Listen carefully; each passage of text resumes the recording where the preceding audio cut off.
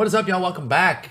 It's been a while since we've done any sort of roster review or preview, but MLB The Show 22 is out, and it's time to get you set up with the best players to invest in, both short and long term. And I'll kind of hint at guys that are more long term, some guys that are, diamond potential, but they're bronze right now. We'll go through all the teams and talk about all the guys that I think could be big payoffs. And obviously they've changed things quite a bit this year. There's a new quick sell payout structure that is totally different than it's ever been now. Now you're not just getting 1,000 for every gold, 5,000 for every diamond. It is based on their actual overall, and that's going to change the game. I don't think it changes it for the bad necessarily. I know some people were worried about that and thinking that it's going to crush stubs. No, I don't necessarily feel that way. I think it just adds a new dynamic. Let's be honest. Investing's been a lot of fun in these recent years, but it's gotten a little stale. I think it's kind of rote, if you will. It's pretty easy to kind of figure out how to do it and make stuff. Would I have been mad if it stayed the same and stayed easy? No, but this adds a new wrinkle, and we will adjust with the wrinkle. And now, selling on hype will be a bit different, which means just selling before the roster update, things like that. So we got a lot of stuff to cover as the season goes. But right now, we're focused on the players and who can be the best investments. The prices have started to stabilize. The game's been out wide now for about 5 days. Came out on Tuesday. It was the pre-release back on 4/1, so it's been out 10 days since then. And let's just get started here. We're going to go through every team. You see right now, obviously, Ced Mullins, and this is part of what we're talking about with the new pricing too. You see Ced Mullins, he could go up to an 85, obviously, very quickly, and that would move him up to 5,000. But what if he starts to move up a bit more? What if he becomes more of an 88, 89? 85 would not be 5,000. That's the big difference. It would only be a 3,000 quick sell, which he's already over. So if you invest in Cedric Mullins, you have to decide, can he get back into the high 80s? Is that somewhere where he's going to go this year? Can you be a low 90s guy? It's not as simple as seeing, 84, automatic investment, I'm going to get my quick sell 5,000. Because the quick sell, and by the way, I got the quick sell sheet up over here. That's what I'm looking at if you see me turning my head over here to the left a bunch. It's only 3,000 now, and he's already over that. So keep that in mind. I do think Ced Mullins is going to have a strong season again, especially from like a fantasy perspective. But I do not see him as a strong investment at this point now, because now you got to wait for another 4 or 5 points to really get a good payoff.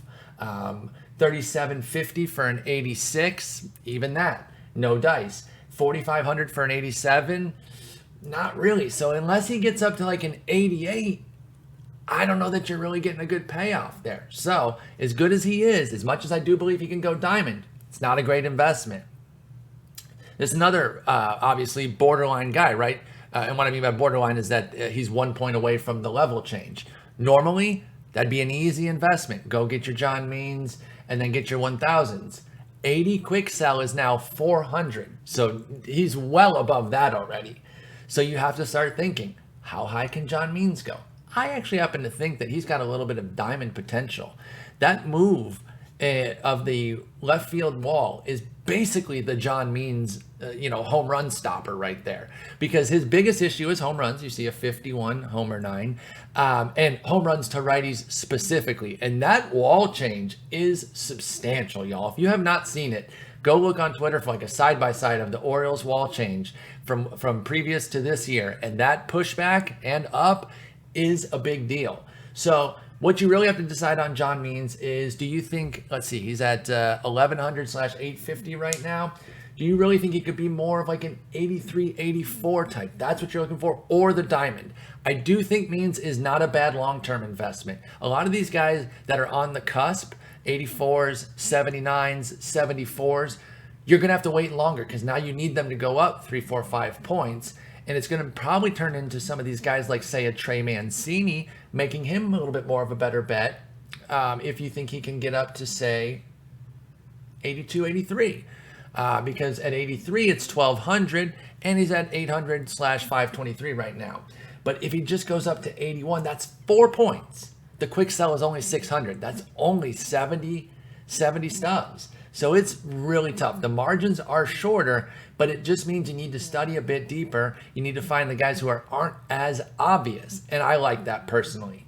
Now, here's a guy that I really like. I got on my full Chris Collinsworth, John Gruden. Now here's a guy that is really awesome. Both those guys overuse that phrase all the time, so I'll probably say it 5,000 more times now that it's stuck in my head. But Anthony Santander is a guy who needs health. That's the biggest issue with him. Can he stay healthy? If he can, I think he can be a high gold with a diamond potential. So high gold would obviously be like an 84, and then pushing into diamond, all of a sudden you're looking at maybe 85 would make him 3,000 quick sell. A lot of investment space there. Now, that's 10 points away. So that's not going to be the first roster update. It's probably not going to be the second. So if I'm talking about something that long term, I want to be clear that you are going to have to be patient. If you're looking for the quick payoff, I'll identify guys that I think can be a quicker payoff. But I think long term, investing via players and roster updates has always been more of a long-term thing than flipping. Obviously, right? Flipping, you're just doing it right away. You're doing high volume and making the stubs as you're going. Investing now is even going to take a bit longer, but the payoff can still be substantial. I think Anthony Santander is the best bet of these silvers and golds on the Baltimore Orioles because he does actually have some fringe diamond upside. And even if he only gets to say 83 or even 82, that's not a bad payoff. The quick sell on 82 would be 900, and you can get him right now for 480. We'll call it 500. We'll round up a little bit, especially if these numbers start to push up. There's a little bit of wiggle room there. I will say I'm pretty intrigued by Tyler Wells of the Baltimore Orioles. This guy, when they first came into the season this year, they were talking about him in contention for the closer's role, and I was like, okay, I'm interested in that. Now he just got walloped, right? So we're looking really long term. He got beat up on Sunday, which is when I'm doing this, by the Rays. So he's already in the hole a little bit for his very first outing, but that's okay. I certainly think that he's somebody that can get better, get on track. Where would we really be looking for him to be?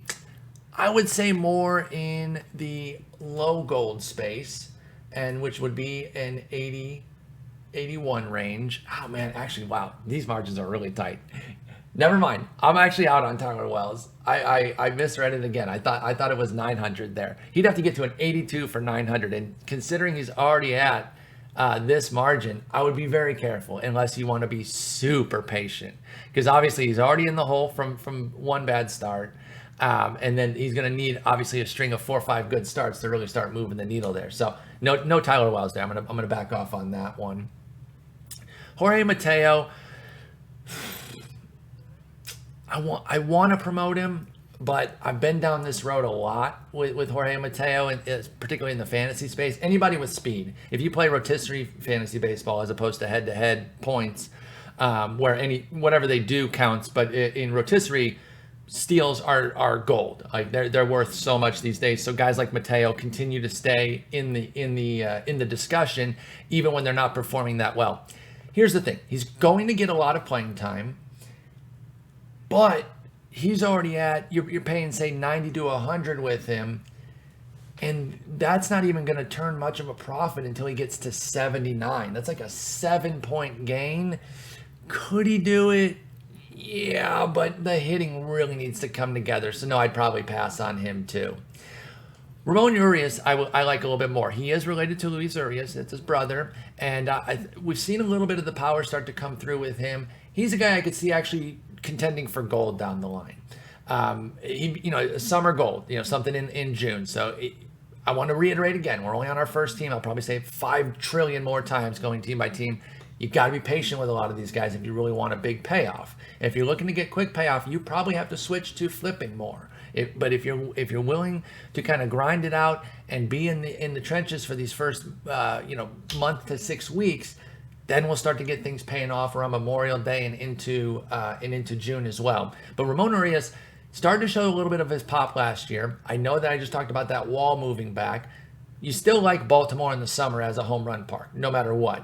They didn't move the wall back far enough to cut all the homers. It's going to save some of John Means' homers and probably eat up some of Urias's and Westbrook, Mountcastle. Why did I say Westbrook? Who's Ryan? Is there a Ryan Westbrook? I don't know. I was thinking Westbrook in my head, but Mountcastle is who I was talking about. But anyway, I think Arias could definitely be somebody who gets into the low gold tier. You're looking at investing about 100 right now to get him. I know it says 85 right there, but I'm assuming that maybe if it starts to go up a bit, by the time you get to it, it might be around 100. That'd be a 400 quick sell at 80. I could definitely see Ramon Arias as a gold. It will take 8 points, but the power is the quickest way to get there for him. We've seen a little bit of hint of it, and I think he can get there a bit more. Now, Jason Collette, my podcast co-host and very good friend, would want me to recommend Rougned Odor here, but I just can't do it, Jay. I'm sorry. I don't believe in Rougned Odor. I don't see a whole lot else on Baltimore. Obviously, they're still an up-and-coming team. They have a great farm system. We're going to start to see pieces of that farm really come up. DL Hall, somebody who should come up this year. Grayson Rodriguez. Of course, Adley Rutschman probably would have broken camp with all the other fun prospects that we saw this year, if not for his injury. But I don't see a ton else here. Tanner Scott's a live arm. I think he was actually traded, though, too. Wasn't Tanner Scott traded out? Chat will correct me if I'm wrong. I am on Twitch chat right now, or I am streaming on Twitch right now, but I'm not engaging with chat right now specifically because this is going to be going up on YouTube.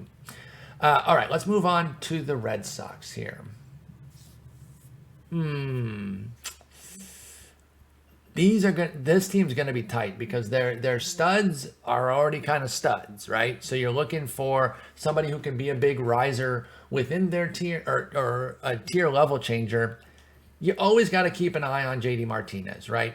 He's already high 70s across the board, though, and we know the defense isn't necessarily going to give him any sort of upside. He's primarily a DH. But we know he can get triple digits in any of the big four, which are the 2 contact and 2 power. Anytime you hear me say big four in relation to a hitting into hitter ratings, it's contact and power. So his big four can definitely reach triple digits if he's JD Martinez, that he can be. Do you want to invest, though? You're looking at a price right now that is already substantially above the quick sell. Quick sell 600 for golds. So I guess the biggest question right now is, are prices still going to level out substantially, or are they only going to trickle down a little bit? That's the part that I don't know. The game hasn't even been out a week yet. So things could change a good bit, and then we can adjust accordingly. Obviously, I'll be doing more investment videos as the season goes.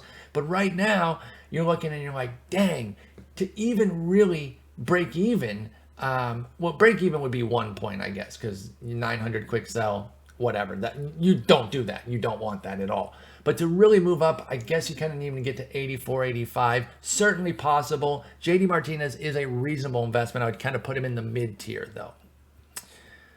Otherwise, on the Red Sox, I'm probably eyeing these silvers here.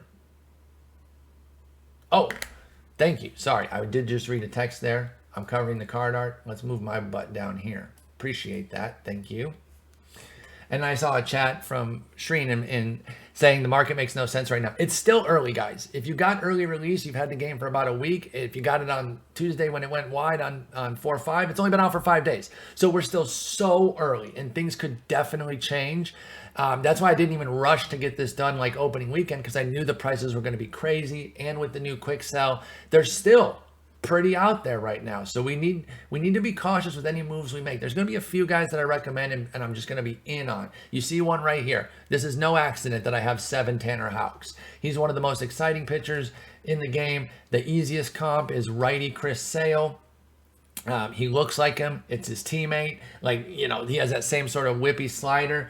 A lot of upside there with Tanner Houck. He's at 875/640 right now. He doesn't need to push that high to really pay off. I mean, you get him to an 83, that's 1,200 quick sell. That's pretty good. So Tanner Houck, so far between these two teams that we've done, easily the best investment of this group. Tanner Houck actually has diamond upside too. It would take a long time, make no mistake about it. We'd be talking like probably July, maybe June if he was just, completely off the charts awesome this year. But there's definitely that kind of upside from him. We have to see how the Red Sox manage his innings, of course. Everyone's getting innings managed, right? We're seeing studs get capped at 5 right now because it was a shortened spring. They don't want to run their guys into the ground. So somebody who was just relieving for the most part last year and basically pitching 3 to 4 innings a pop is not going to be turned loose for 6, 7 innings right away. However, he can do a lot of damage in 4 or 5 inning stints too, and eventually work his way up to where he's getting 6 relatively consistently. So I love Tanner Houck. I've already got 7 of them. That's not a huge investment, but I haven't gone through and done a bunch yet. Just a few guys that jumped out to me that I'm like, oh, I want to get in there right now. So Tanner Houck, huge investment, definitely in on him. I would say a lot of similarities, obviously different player types here, hitter versus pitcher. But in terms of the potential, Enrique Hernandez has been a gold before. I don't think he's ever reached diamond. He's had diamond cards, but he's never reached diamond specifically. One thing I would say, though, that actually is pulling me right back as soon as I said something positive, plus 15s against lefties only gets him 2 points. And that's a big upgrade. Like, plus, if that happened in a roster update, plus 15s would be like, oh, that was a nasty update. Like, that was really, really big. And that only moved him 2 points. So I would say we got to be careful in getting too crazy with him, because I'm seeing that now. And he's not amazing against righties. He would really need to turn around and jump up against righties, which has never really been his strong suit, to become a high gold. So yeah, I would go back to medium investment on Enrique Hernandez.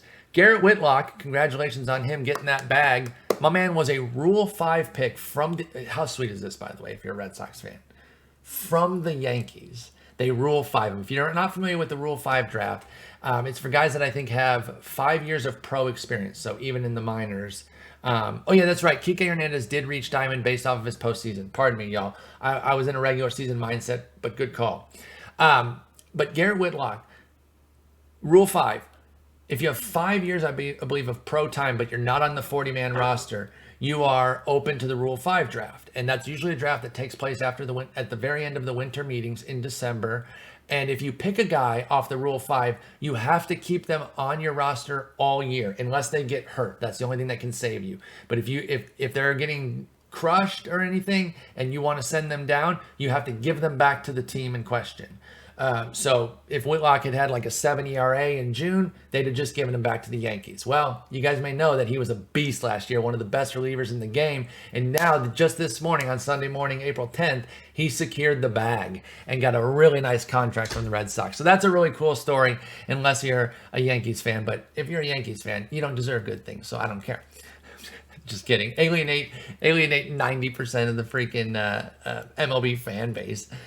Freaking Yankees fans, they're everywhere. Anyway, I love Garrett Whitlock. I think he's a big time investment. His price, you can already see, is already higher than Houck. So I'm not alone in this. However, the upside is substantial, and I do think he's somebody who can even get to diamond this year. So if you like Garrett Whitlock, get in. I'd be pretty patient. I think this is gonna be someone where even when he goes gold and is in the lower gold tier, I'm going to continue to hold. Obviously, we'll monitor him, and if he's not doing well, we'll pivot. But if he's pitching the way a lot of folks think he can, think that Garrett Whitlock can, then I think he's somebody that can be high gold, low diamond at some point this year, which even at 966/715 leaves plenty of wiggle room. I am not a Bobby Dahlbeck fan, so I'm sure a lot of people are recommending him. I think he's a generic, all power, no contact type of guy. Those guys can get hot and be great, but I don't see him as substantially different than say Miguel Sano. And we've seen Miguel Sano be awesome. He has multiple 30 homer seasons, right? It's not like I think Dahlbeck is some loser who should be in AAA, but as far as like some big breakout and like hitting in on par with say JD Martinez, who usually combines his power with average, I don't see it. So no Bobby Dahlbeck for me. Anybody else in the lower tiers here? Nobody that really jumps out. The mayor of Ding Dong City. I like Jarren Duran, but I don't know, y'all. Honestly, no, because you look at this, he's a 65, and he could get 10 points to go to silver, and he wouldn't even be a quick sell. Now, here's the thing. Let me back up, by the way, and I should have said this earlier, and I sincerely apologize for it, because I kind of messed it up, and I made it seem like none of these guys are investable because you can't quick sell them. It's not that you can't, say, get like Duran, and then he goes up to a 75, and he'd probably be priced similarly to Dahlbeck. So he'd go up to like 600 or whatever. But if you do 100 of his order, then you have to sell those all individually. So it used to be where you do 100 Tanner Houcks at say 500, and then he goes to gold, and you just quick sell them all for 1,000. You get your 500 profit, easy peasy. Now with the quick sell pricing changing, you have to either commit to holding until they get to a better quick sell level, or individual sells, and that's a pain in the ass if you're going to do 25 of a guy. Could be a pain in the ass to have to sell, let alone some of y'all that go out and get 100, 200 of a guy. So keep that in mind. That's probably the biggest difference here. It's not that the money, that the stubs won't be there.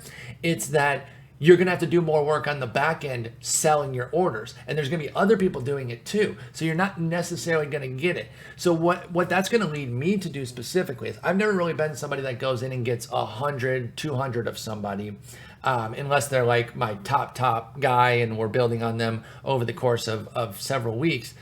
I might just diversify more and have a lot of pockets of 20s, 15s, 10s all over the place. And that way I'm not having to try to sell 100 of a single guy.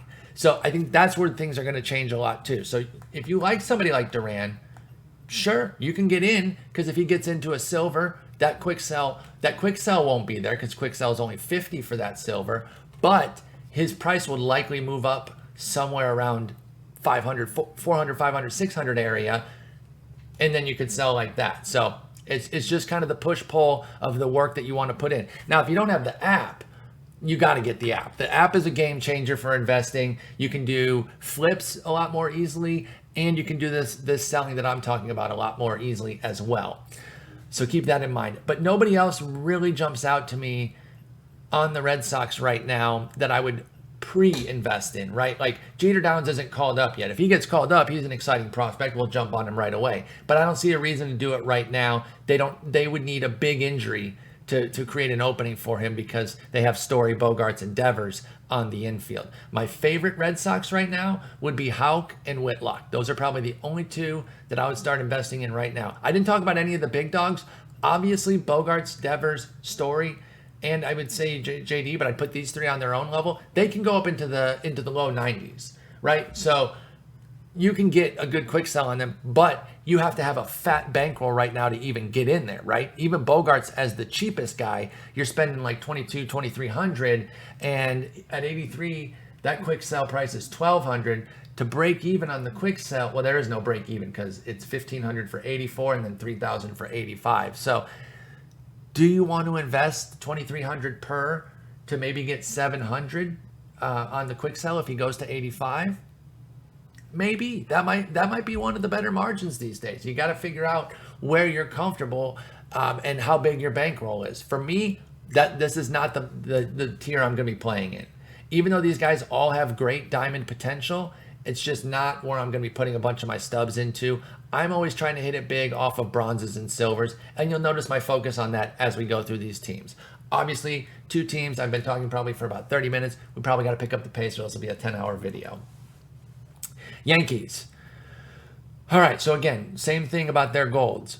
Every single one of these golds has diamond upside. Many of them have been diamonds many times. Chapman, Gallo, Stanton, Donaldson, LeMahieu. Green has never, I don't think Green has ever made diamond, and if he did, it was very brief. Chapman, no, do not, like, he's a little shaky this year overall. He's 34. If anything, I'd like to short him if I could. I know they don't have shorting in this game, but I would short him more so than I would invest in him. My favorite of this gold tier would definitely be DJ LeMahieu. He was slept on this year, both in the fantasy market and it looks like in the MLB The Show market right now as well. He's at 650, 880. You don't even need him to go that high. 3 points, you can make plenty of profit. DJ LeMahieu is the best gold investment on the Yankees, without a doubt. Obviously, Donaldson's numbers skewed right now because he's supercharged, so that's also another dynamic.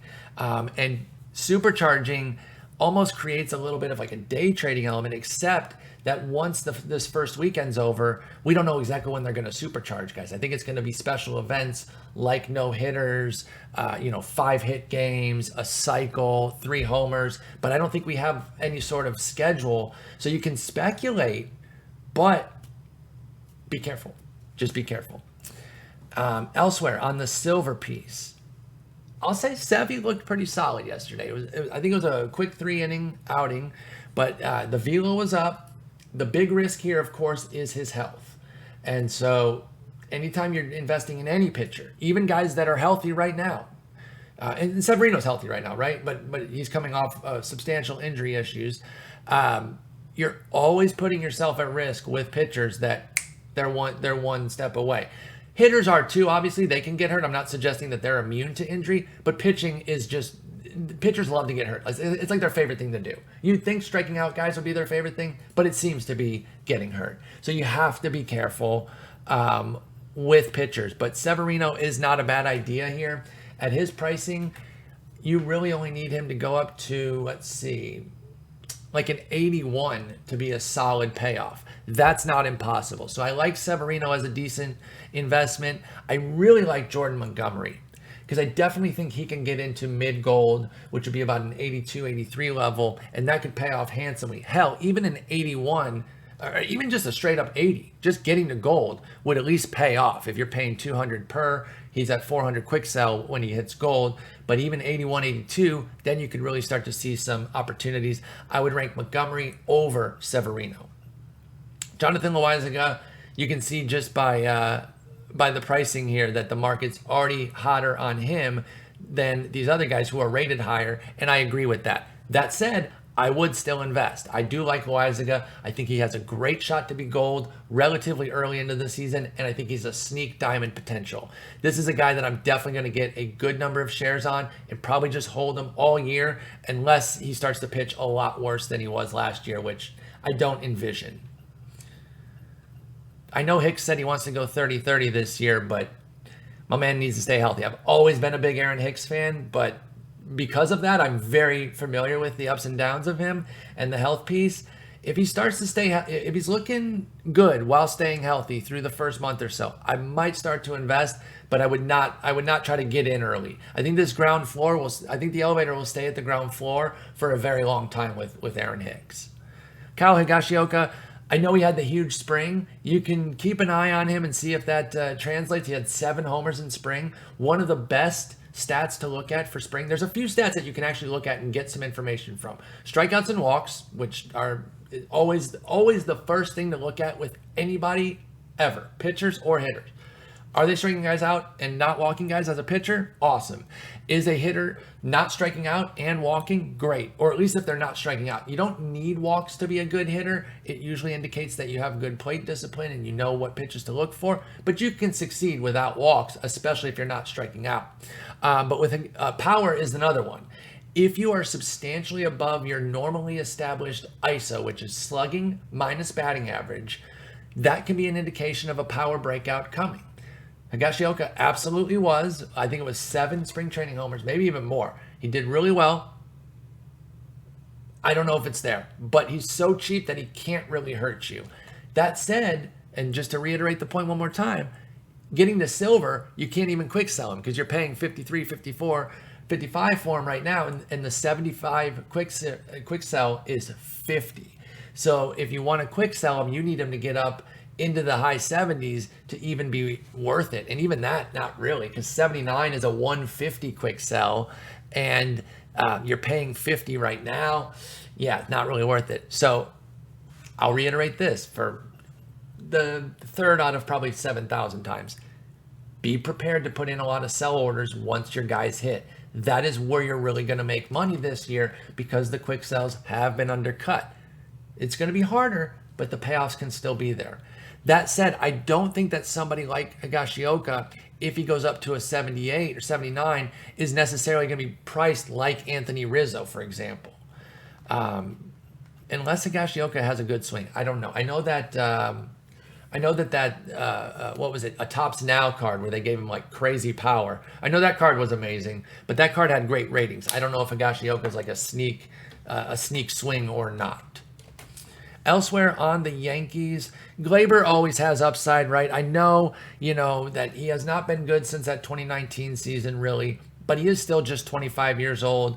He's not somebody that I'm going to necessarily invest in, but I would be remiss if I did not at least mention him. We know he has the talent to be good. Keep a close eye on him if he's somebody that you like. I think Clay Holmes is a sneaky guy here. Clay Holmes has some real talent.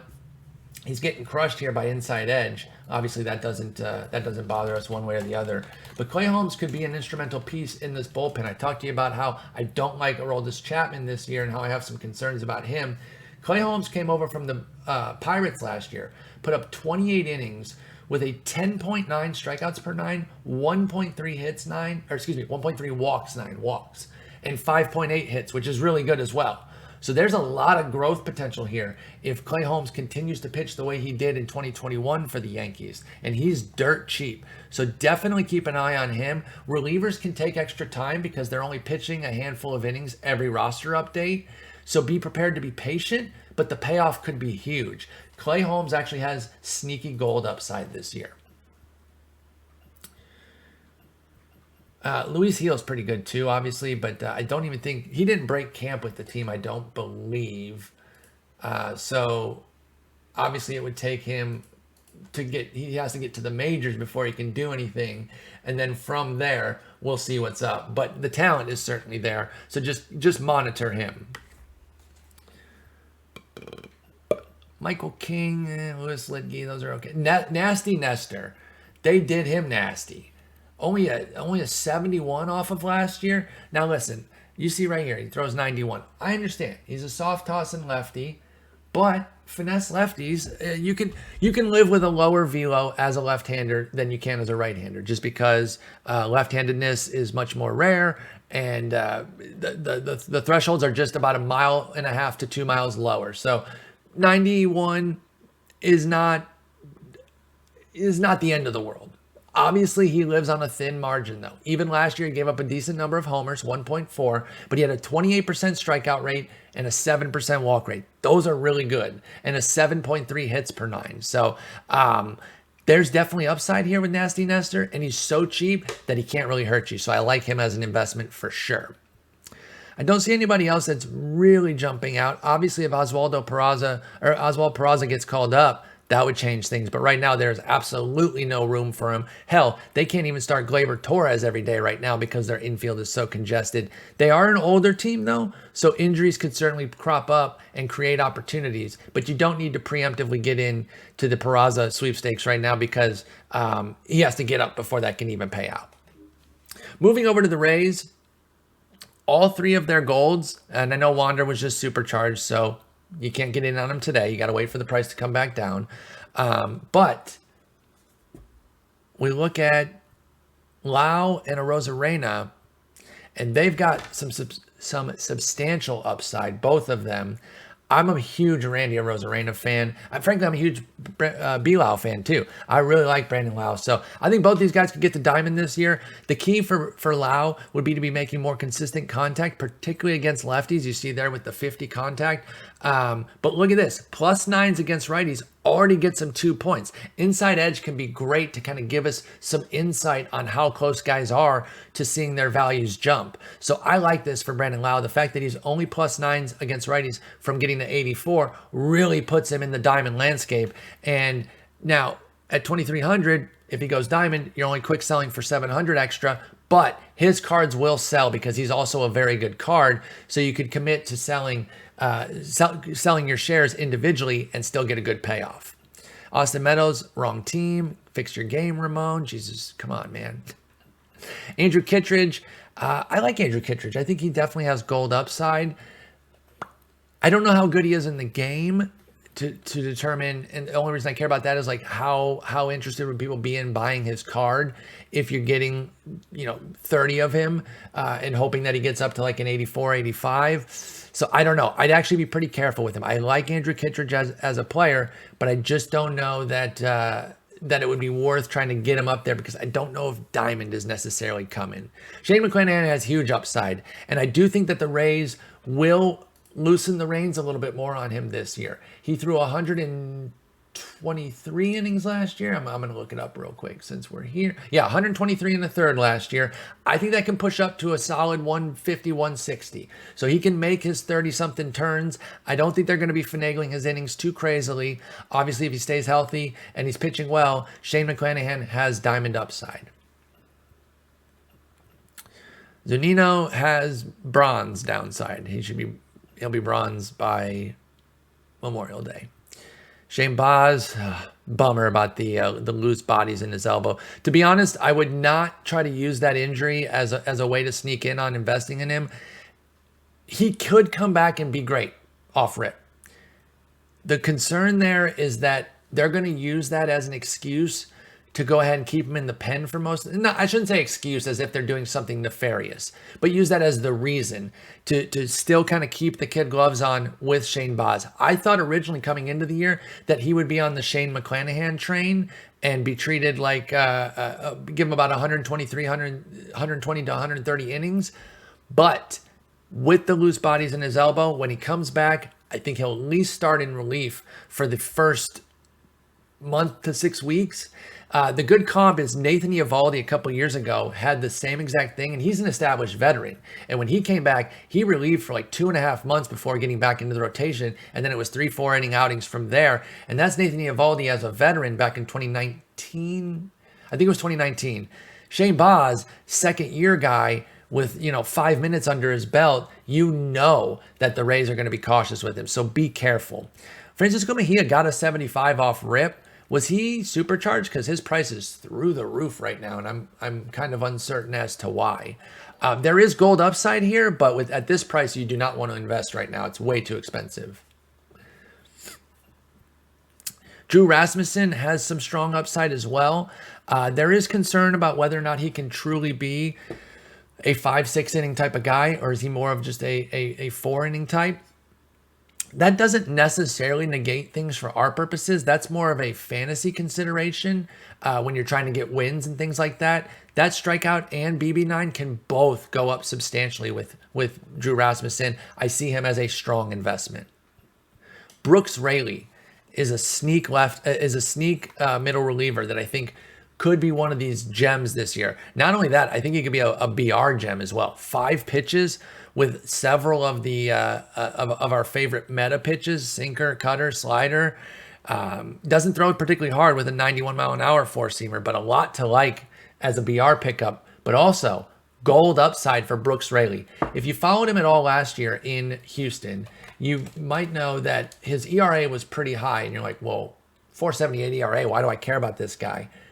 The strikeouts and walks were there. 11.9 strikeouts, 2.9 walks, 1.2 whip. He had a 327 FIP. FIP is fielding independent pitching. It takes the skills that the pitcher has, that he has control over, strikeouts, walks, homers, and then tries to essentially estimate what his ERA should have been based on the skills that he had. ERA obviously takes into account how your defense and bullpen support you, and that's what happened. But FIP tries to say what could have happened if things had maybe worked out in their favor a bit more, or the other way too. Sometimes a guy's ERA is way better than his FIP because he's running a bit lucky. Brooks Raley was definitely on the unlucky side last year, and I definitely could see him shooting all the way up to gold at some point this season.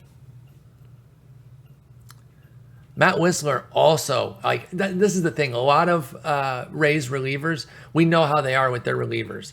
They're always churning out 2-3 brand new studs out of nowhere. Now, Whistler isn't necessarily out of nowhere. He's had some quality seasons here recently, or actually one really, really good one. It was back in, it was the shortened season, 2020.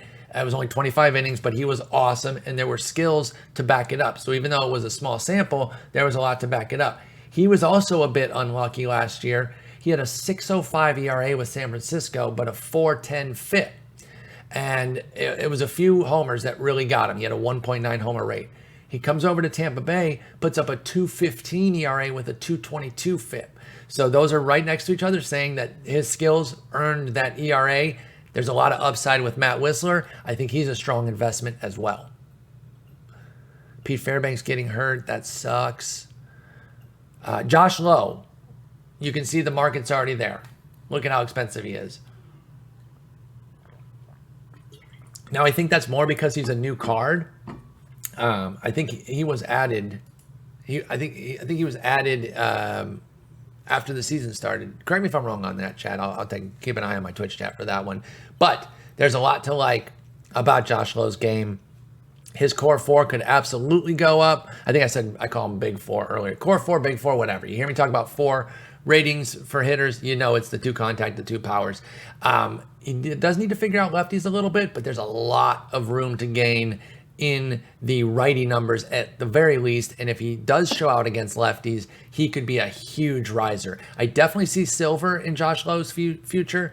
Gold is a potential, but we'd be talking like probably July for that. It would take a long time of high quality work. Fire Rising kind of put him in that same vibe as the other guys, but look at this price right now. So when you compare him to say Whistler and Rayleigh, they're way better to invest in than Fire Rising because he's so expensive. So I do like him, and I do think he can work on that BB9. But I would say don't invest in him right now because of that price. If my boy Brujan gets called up, you better believe I'm jumping right in on that. But for now, no go. And that's probably it right now for the actually Tommy Romero. Talking about the guys that they just kind of pull out of nowhere. This could be their next one. It was going to be Kobe White, but he got hurt, unfortunately. But Tommy Romero, let's see if I can pull up. Man, Baseball Reference has been rough today. As far as, I don't know, it's just been not working as well for me. Like, I have to type in a guy's name 3, 4, 5 times for it to even come through. They've been having some wonky servers. So let me go to Fangraphs, because that's the best site in the world anyway. But my default outlook on, if you're hearing me go between strikeout percentage and strikeouts per 9, it's because on Fangraphs, my default view is strikeout percentage, strikeout rate, which is better, but they use per 9. So that's why I still reference per 9s. But anyway, 29% K rate, that equals a 14.1 at AA and 10.1 at AAA per 9 for Tommy Romero last year. He looks like their next out of nowhere guy. So keep an eye on Tommy Romero. He's a little expensive for a common though. Actually, a lot expensive. So his sell now went up, but his buy now came down. Whatever. But yeah, if you get a bunch of Tommy Romeros, you could hang on to him. He still has to get called up to even be there. But he did spend 62 innings at AAA last year. So there's definitely the potential for him to get called up. Moving over to the Jays, we have some interesting guys. Now, of their studs, which I would say gold and above, my favorite of the bunch would definitely be Lourdes Gurriel Jr. I'm a big fan of Gurriel Jr. If you follow my stuff last year for fantasy, you know I was recommending him quite a bit, and it didn't quite work out. I will freely admit that. He was fine. Nobody was upset about 21 homers, 84 ribbies, 276 batting average, right? Like that's fine. I thought he could break out and have like a 3,100 type of season with like a 300 average. Like that's his upside. His first like 35 games, he had, actually, I think it was 32 games. Yeah, he had a 492 OPS. From that point forward, once he got going, Gurriel hit 302 with 19 homers and 74 ribbies, which would have paced out to 28 homers and 111 ribbies. Pretty damn close to 300, Now, those 32 games count. I'm not suggesting that they don't, but what I'm pointing out is if he doesn't get off to such a slow start, he was right there where I saw him. I definitely think Lourdes Gurriel Jr. has diamond upside, and I will be investing in him as such. Do not be totally dissuaded by Barrios' dud first start. In fact, I would use that as a reason to invest in him. Barrios can get to diamond, even if he goes up. Well, actually, hang on. If he goes to high gold, yeah, if he goes to high gold, he can pay off. The quick sell for an 84 is 1,500. Yeah, so I really like using, and I like this a lot in general, using early season struggles on guys who are established studs and their price comes down. that's definitely an investment opportunity, especially this year with the quick sell changes, things getting a little bit tighter. We need to turn over every rock for any edge that we can get. So Barrios getting clobbered by Texas, which have proven to be pretty good, by the way. They played Toronto strong all weekend. That offense is not bad. So I'm not going to hold that against Barrios too much. I would definitely invest in him. In fact, I got to get one. I got to at least get one right now. I don't even have my first share of him, of course. You jackals in chat are probably going to push that up, but that'll eventually come through. I love Alek Manoah.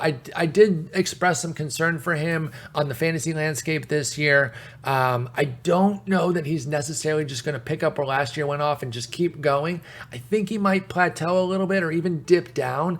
He's a 2-pitch guy, and now I know he's going to have more. Yeah, he's got 4 pitches here. They're being a little friendly with splitting up his 4-seamer and sinker and giving him a true changeup. But as you can see, the changeup has just 58 control. And that's kind of the issue in real life, is that he doesn't quite have that third pitch that he can go to yet. So a 2-pitch guy with a little bit of a home run and platoon issue, I want to just blindly love Manoah. He was one of my favorite pitchers to watch last year. He was so freaking fun. But in that AL Beast division, with a home run issue and an inability to consistently get lefties out, I do have some concerns. So I would probably not invest in him this year. I would rather just kind of keep a close eye on him and enjoy from the sidelines.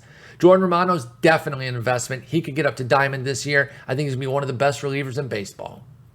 I wish Matt Chapman hadn't come in as a gold, but of course his defense gets him there. Plus he did have power. They were pretty friendly to him on his contact rates. Hats off to SDS for hooking him up there and kind of betting on him getting back on track. It did kind of cut our investment potential though. And then elsewhere on the team, Alejandro Kirk is a stud. He's just a great hitter. The real key for him is the playing time. If he's getting playing time, then he can definitely pop off for us. Right now, it's looking like that trading out Reese McGuire is a big deal for those of us that are in on Alejandro Kirk, whether it's fantasy or investing, because it creates an extra avenue. Now he can back up Jansen. He's a much worse defender than Jansen. So Jansen's the everyday guy as far as behind the dish. But now when Jansen needs a day off, they can go to Kirk instead of McGuire.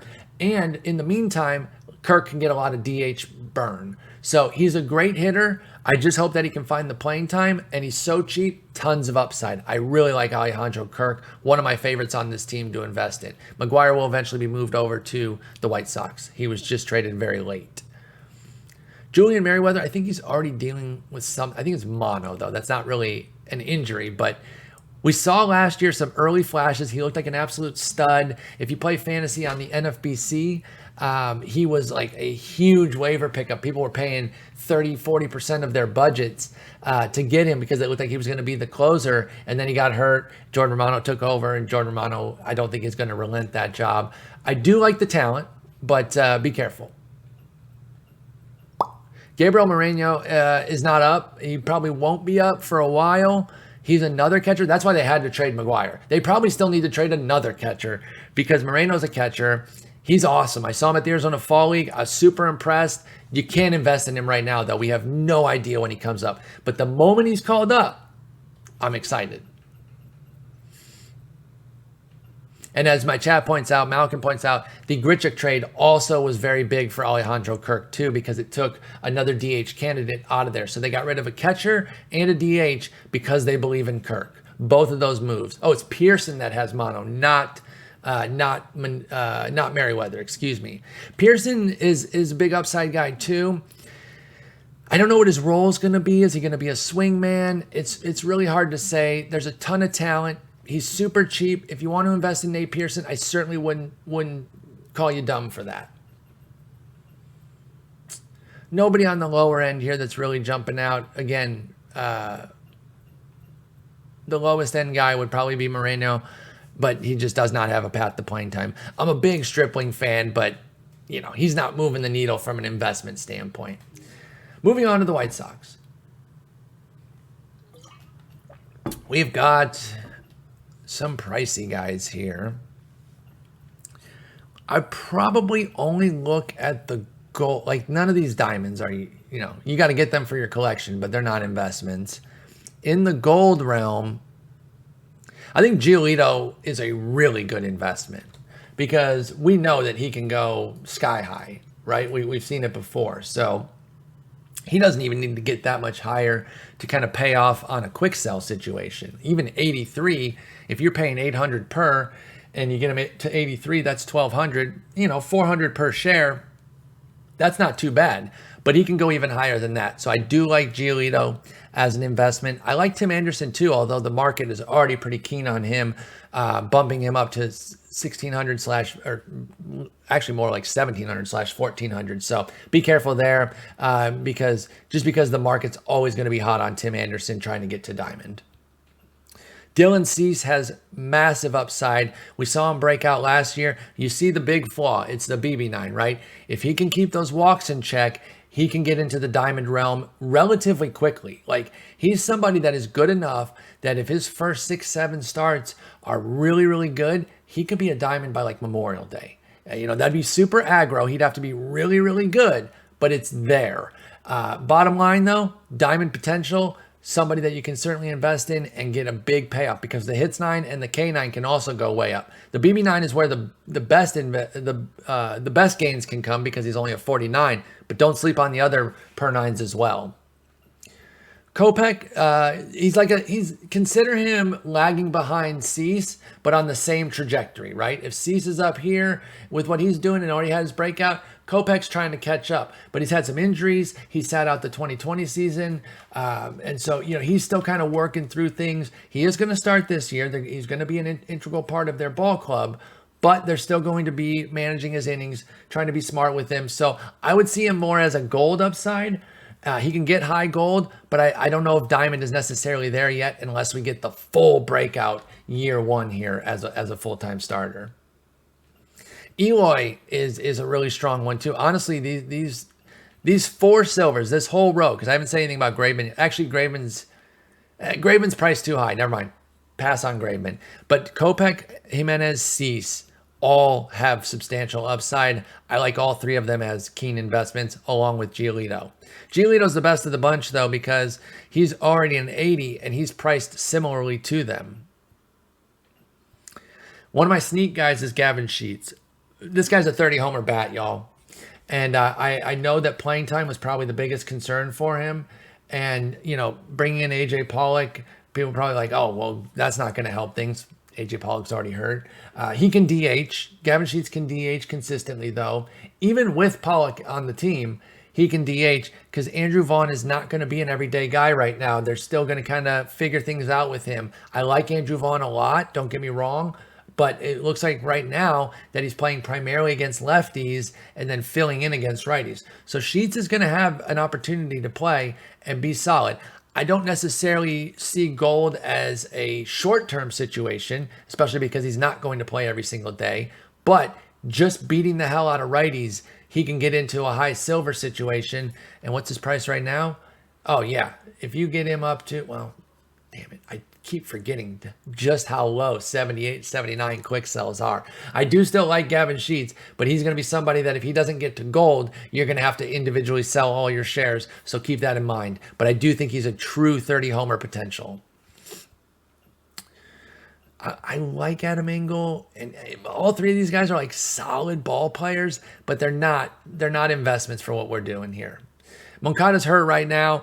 Honestly, if you're a big Moncada believer, then you can parlay this injury into getting a bunch of shares right now while he's hurt.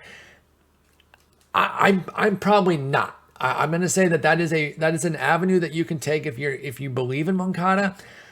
I need to see a little bit more. I understand the talent is there and he's 26. I'm certainly not out on him as a player, but as far as like that full scale top of the heap breakout, I don't know. And we're starting with an oblique injury, and oblique injuries linger. I'd be careful. It's there if you want to, but I'd be careful.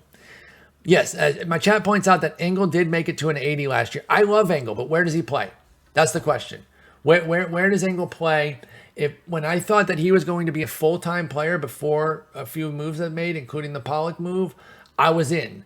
But they started to make moves to kind of keep blocking him off and relegate him to kind of being more of a defensive specialist. If a playing time situation opens up for Engel, let's say Pollock is out for, weeks.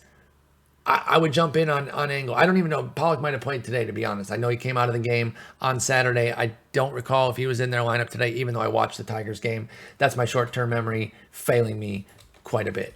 But I like Engel as a talent. But until there's a playing time, until there's a role for him, I can't do it. Speaking of Andrew Vaughn, he's priced pretty high right now. I wonder if people were maybe anticipating a supercharge or something, because that's pretty high for a 72 bronze. So I would not invest in him right now. He's not playing every day. Elsewhere, I'm looking for somebody in particular because there is a guy that I definitely like. There he is. Burger time, baby. He's got a 3-week window to set some groundwork with the Moncada injury. Jake Burger is a former first-rounder back from, I think, 2017. And I'm really, really intrigued by his talent. He's healthy for the first time in a long time this year. He gets an opportunity immediately. Obviously, once Moncada comes back, if nothing else opens up in the interim, it's going to get congested. But if he can force himself in there by just saying, hey, I'm hitting, put me in, Tony La Russa, there's opportunity. He's dirt cheap, right? He's a common. So I really like Jake Burger. Long-term situation. Obviously, we would be probably a couple months from even getting to silver, but I'm going to go ahead and say, I'm going to put it out there as a long shot gold candidate. I think Jake Burger has the talent to be a gold. Bennett Sousa is kind of interesting. Just listening and watching I listened to the Saturday game or the Friday game, and I watched the Saturday game for the Tigers, and he came into both of those. He was really good in the high minors last year.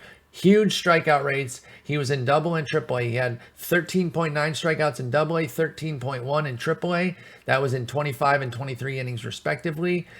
He cut his walk rate substantially when he got to Triple A. He was at 5.5 walks per 9 in Double, and then 2.0 in Triple A. So that's really good. There is some interesting upside here. You're thinking silver at the highest end right now. He's not a huge flamethrower either from the left side, but an intriguing guy nonetheless. Bennett Sousa, keeping an eye on him. And then that's it for the White Sox. For the Guardians, Class A could go diamond. Definitely like him. I am very surprised that Karinchak is still a gold, but okay. No, I'm not going to invest in Bieber. It's somewhat appealing for the price, but you don't invest in guys that cost $10K. There's just no reason to do that. Now, looking at their silver starters, this is where there could be some big upside. The tough part about it for our purposes, and you probably saw a lot of this last year with Cal Quantrill specifically. Why isn't he upgraded? His ERA is 280. It's because ERA is not judged in this card. They focus on the skills, and this is the disconnect between ERA and actual raw skills. He does not strike guys out. He does have a good walk rate, and he has a pretty solid hits per 9. But Cal Quantrill does not strike guys out. Even today in his season debut, he pitched well. 5 innings, 2 earned, 2 strikeouts. So I like the talent, but silver is probably where he lives. And the bottom line is that Savale and Plesac are kind of replicas of Quantrill. They're all three kind of the same guy. Finesse guys with deep arsenals, control and command is how they win. Savale, I think, has the best strikeout upside of the trio that he could tap into, but we have to see it first before we can really believe that it's going to come to the forefront. Plesac, we saw him in the shortened season when he was beating up on the Central divisions, but he came right back to earth last year, and it was pretty mediocre. So I like all three of those talents, but I cannot comfortably recommend investing in them. McKenzie, however, first off, built like a champ. 6'5", 165 is the best body type that you can have. Now, am I saying that because it's the exact measurements that I have? No, don't accuse me of that. That's ridiculous. Why would I say that? But yeah, it's nice to know what I would look like if I was a starter in the majors. Now, obviously, he's black and I'm white, but as far as the actual body, that's what it would look like if I was out there. And did I think he was going to blow off the mound on those strong wins in KC when he debuted? I did. I was concerned because I know that I would have. That's probably why I'm giving him a pass for struggling in the opening day game, because it was cold. And if he's anything like me with regards to that body type, then he probably hated the fact that it was like high 40s with wind. But yeah, the Slim Reaper here, he has major upside. His K9 and his BB9 can go way up. He's volatile though, right? We saw it even within last year. There's an 11 start stretch where he was a badass. He really looked like he was fully broken out. And then September was pretty bad for him.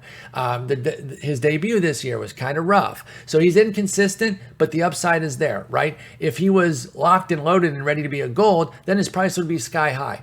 All of these investments come with some sort of risk because we need them to perform. So I just want to be clear on that. But I do think McKenzie is the best of these four pitchers between McKenzie, Plesac, Savali, and Quantrill. I wouldn't even invest in the other three. I would invest in McKenzie, and it's not just because we have the same body. Are we going to do this again, y'all? Are we going to do the Franmil Reyes to gold for like the 40th year in a row? I know he hasn't been in the league for 40 years, but it feels like it's been that long, y'all, because we've consistently thought that he could get there, and it never comes through. And I just don't know that it's going to come through this year either. I love the Franimal. If you guys invest in him, it's going to be without me right now. I'm not going to do it. And it's like a lower level JD, right? JD Martinez. Franmil Reyes is a great hitter, and he's not one of these Bobby Dahlbecks that hits for all the power and has a terrible batting average. He can hit for a good batting average, so even the contact numbers could absolutely go up. But the defense holds him back, and it puts such a big burden on his hitting. There's like no wiggle room. So for me, I'm out. If you guys want to invest in Franmil this year, have at it. Frankly, I'm going to be rooting against you because I want him to stay a silver for BR purposes. Sorry. I love Josh Naylor. He needs to get healthy. He's coming back from a broken leg. Nasty collision last year. He's working his way back. He should. I think he was playing in spring training, so he's working his way back. Once Josh Naylor comes back, keep a close eye on him. I really do like him, and you can get in now at very cheap prices. If you believe in him. I probably won't get too much yet until he's back because broken legs are pretty nasty. Jimenez and where's Rosario? We'll pair them together just because they came over in the he's up here at a silver.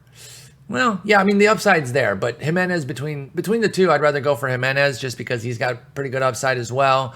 And he's down here at 25.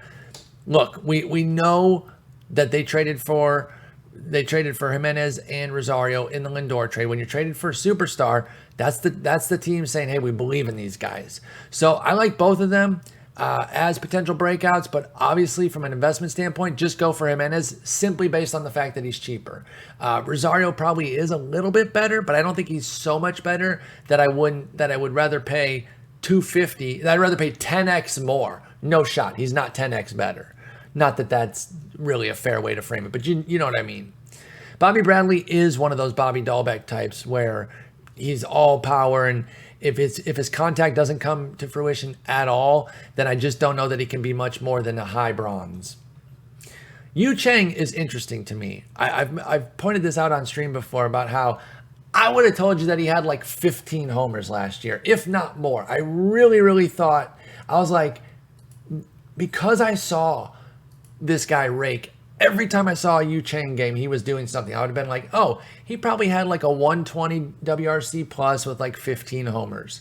No, he had an 85 WRC plus with 9 homers. But I swear to God, I saw all 9 homers live. So I thought he was killing it on the season.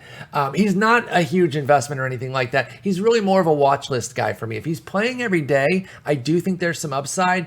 And he tapped into a little bit of power last year, that if that power's legit, then we could definitely see him getting into some high bronze levels. Nobody else really jumps out. Bradley Zimmer is actually on the Jays now, by the way. Oh, hit the Quan. Yeah. Well, look at the price because he was actually a late addition as well. So that undercuts that. Never mind. If you pull Stephen Quan's, actually, you should sell him right now because he's through the roof. So Yeah. Wait for his price to level out. If his price comes back down to normal of what a common should be, then you can get in on Stephen Kwan. But for right now, he's way too expensive. George Valera is a really interesting prospect, but until he comes up, you do not need to concern yourselves with him.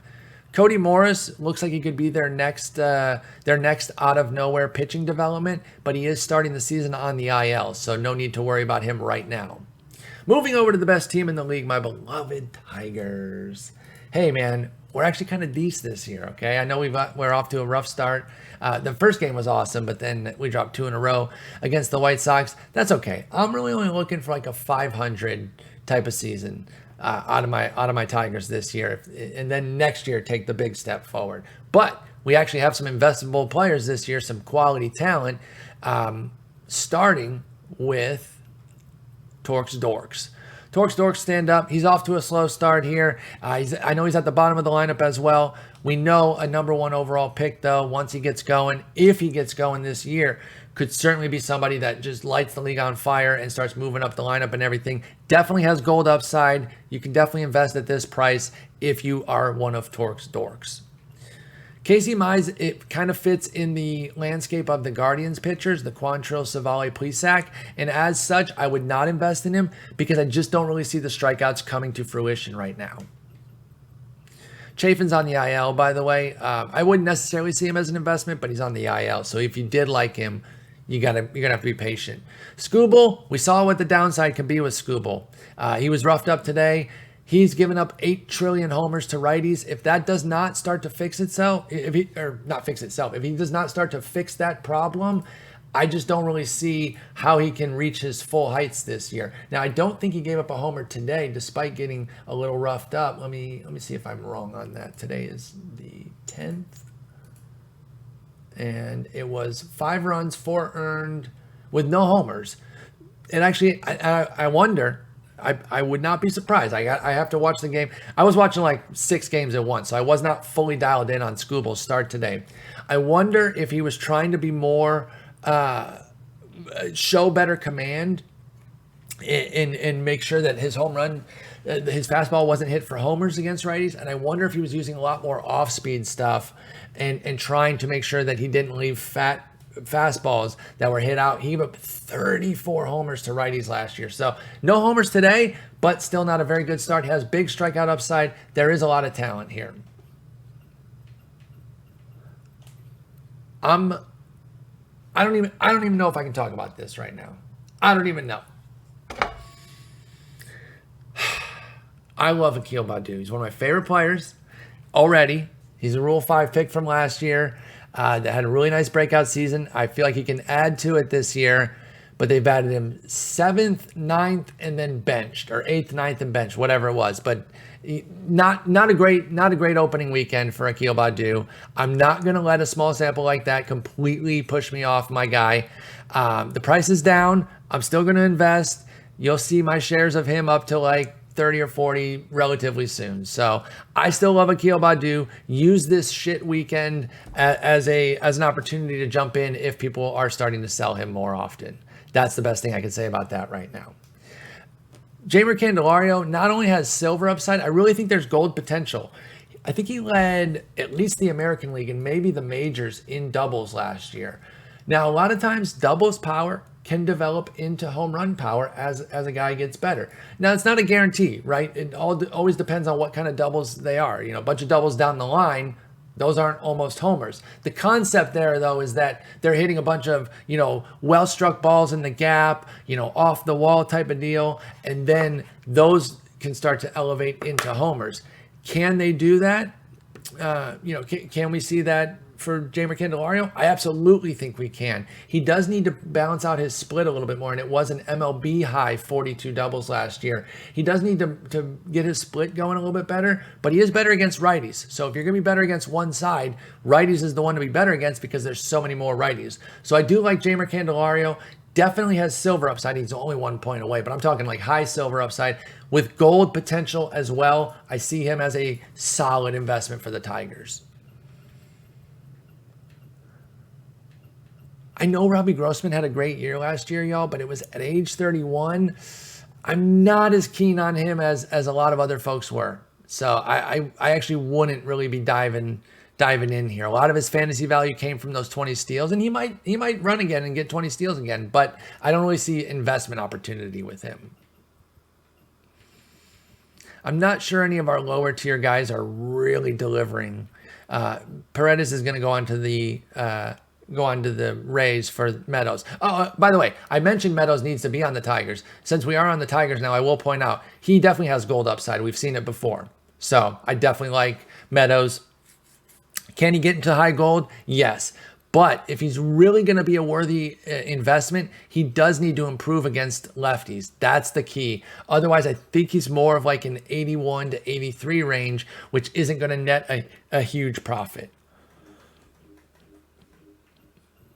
I saw someone in chat mention Fulmer. Where is Fulmer? Because I do agree with that. He does have upside. Oh, yeah. Oh, yeah, as a 67. Ouch, they did him dirty. Okay, yeah, I like Michael Fulmer for sure. Price is a little bit high for 67, so it seems the market agrees that there is potential there for him. But yeah, definitely agree on Michael Fulmer. Matt Manning is an elite prospect still. I'm not letting last year push me off of the fact that he can be very, very good. We'll see if he develops this year. I would watch list him. I would not go out and invest in him just yet. We need to see a little something. He can go out and have a couple good starts. People aren't going to start pushing his price through the roof. So once you start to see a few good things that you believe in with Fulmer, then you can jump in. And then nobody else really jumps out. Maybe if Alex Fado comes up, we can start to talk about him, but he has to get called up first, and then that's it. Over to the Royals. They're kind of a sneaky, interesting team this year, too. I know they got absolutely mollywopped today. They're down 17-2 in the bottom of the ninth, and, not great there. But there is upside with the lineup, and I think that's where you could really see things click for them is if their lineup starts to do some things. Andrew Benintendi is somebody I really like this year from a fantasy perspective. I do think he can get back into some power. His contact has always been strong, and I do think that he was 8 for 17, meaning he was caught 9 times last year on the bases, and that was really bad. He had a rib injury that I do think affected that a little bit. I think he's going to be fine as far as a base stealer, so his stealing can go up. That would only be a little extra. For guys to really move up in rating, they need their core 4 to be updated, their vision, their discipline as well, their fielding, which also could go up for him. So I like Andrew Benintendi, definitely somebody I'm investing in or will be investing in. As I mentioned earlier, I have not gone through and done my first sweep of investments yet, outside of going out and getting a couple of Akil Badus and a couple of Tanner Houcks. Those are like literally the only 2 guys I've had time to go out and get right now. Michael A. Taylor has the premium defense. If I thought, I'm torn here because I like him from a fantasy perspective because he hits for some power and has some steals, and guys that hit, guys that go for a double-double, which I know is a basketball term, but in baseball it's just 10 plus homers and 10 plus steals. He can be a cheap double-double, but he's so strikeout heavy that I just don't really see him getting to gold. Like, obviously, he has a flashback gold. We've seen him be gold before. By the way, I'm just seeing that Jazz Chisholm play from earlier, and holy cow. We've seen him get there before, but I'd be careful. I like Benny better than Taylor. I will say that. Edward Olivares got sent up and down about 7,426 times last year. Can't happen again this year because they put in a rule for Edward Olivares and Mitch White, the 2 guys that were sent up and down the most. I do like him if he finds playing time, but playing time is tight right now because they actually have a pretty decent offense. Again, today notwithstanding. I know this is going to be, I knew his price would be through the roof. So we know how good Bobby Witt can be, but the market is right there. That's too obvious. Wait. Scott Barlow is lower rated than Josh Stomont? Okay, that's interesting. I think Scott Barlow has gold upside. I'll just leave it at that. I think he's got the talent to be one of the better closers in the game and push toward gold this year. Amir Garrett, we know that if he gets his command going, when his command is working, and this is the case for so many relievers, so I'm not, breaking ground here with something revolutionary, but we know specifically with Amir, when his command is working, he can get out anybody. Righties, lefties, doesn't matter. Problem is, command has been in and out consistently throughout his career. Sometimes the walk rate's too high. Other times the home run rate's too high. Other times it's both. So keep an eye on him. He's a watch list type. He's got the strikeout potential to be an absolute stud. If he starts to get there, we jump. Until then, we kind of just hold and keep a close eye.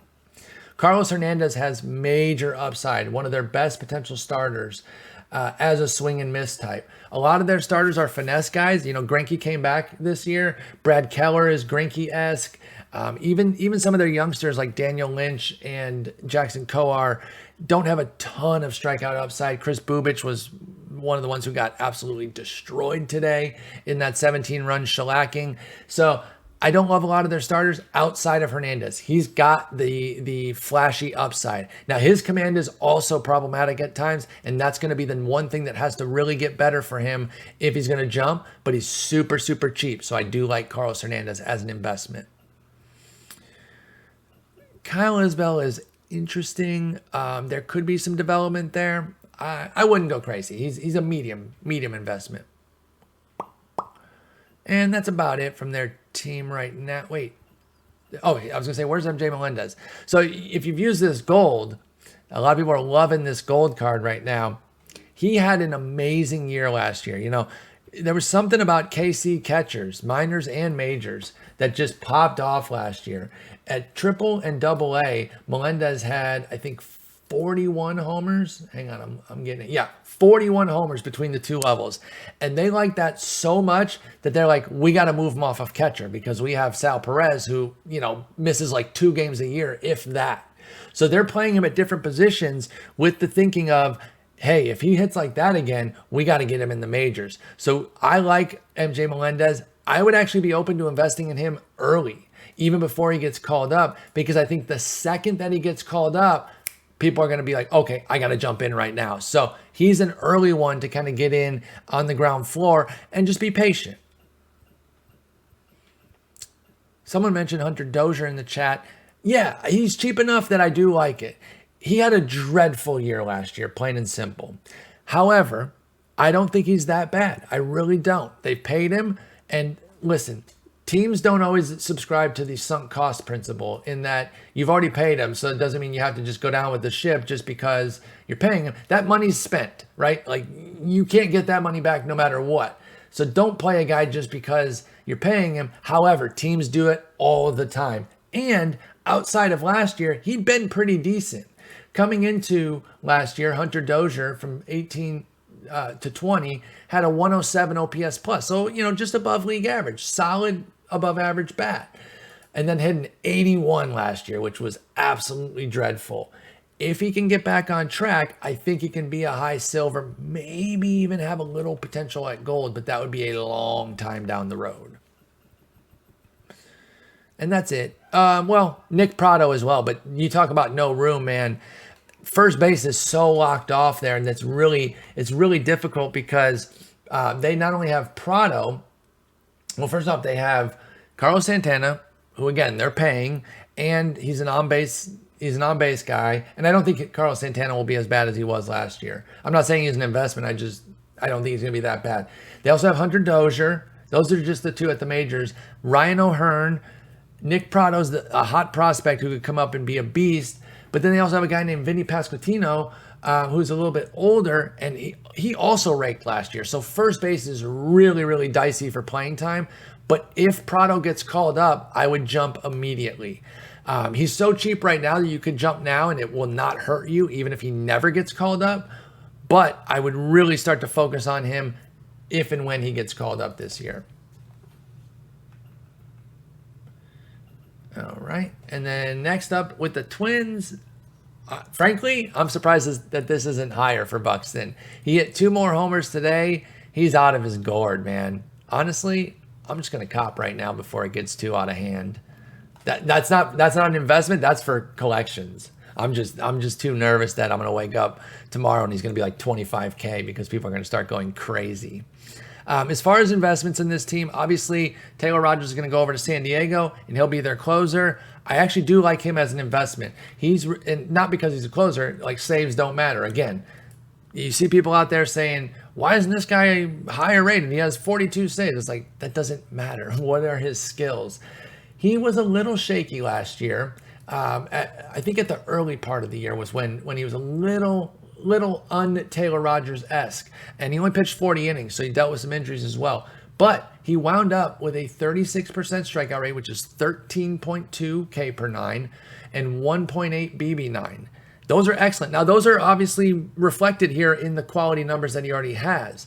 However, the 8.5 hits per nine that he had, that number can go down, which can move his hits per nine way up. So there's a lot of upside here with Taylor Rogers. I definitely see diamond potential for him this year closing for the Padres.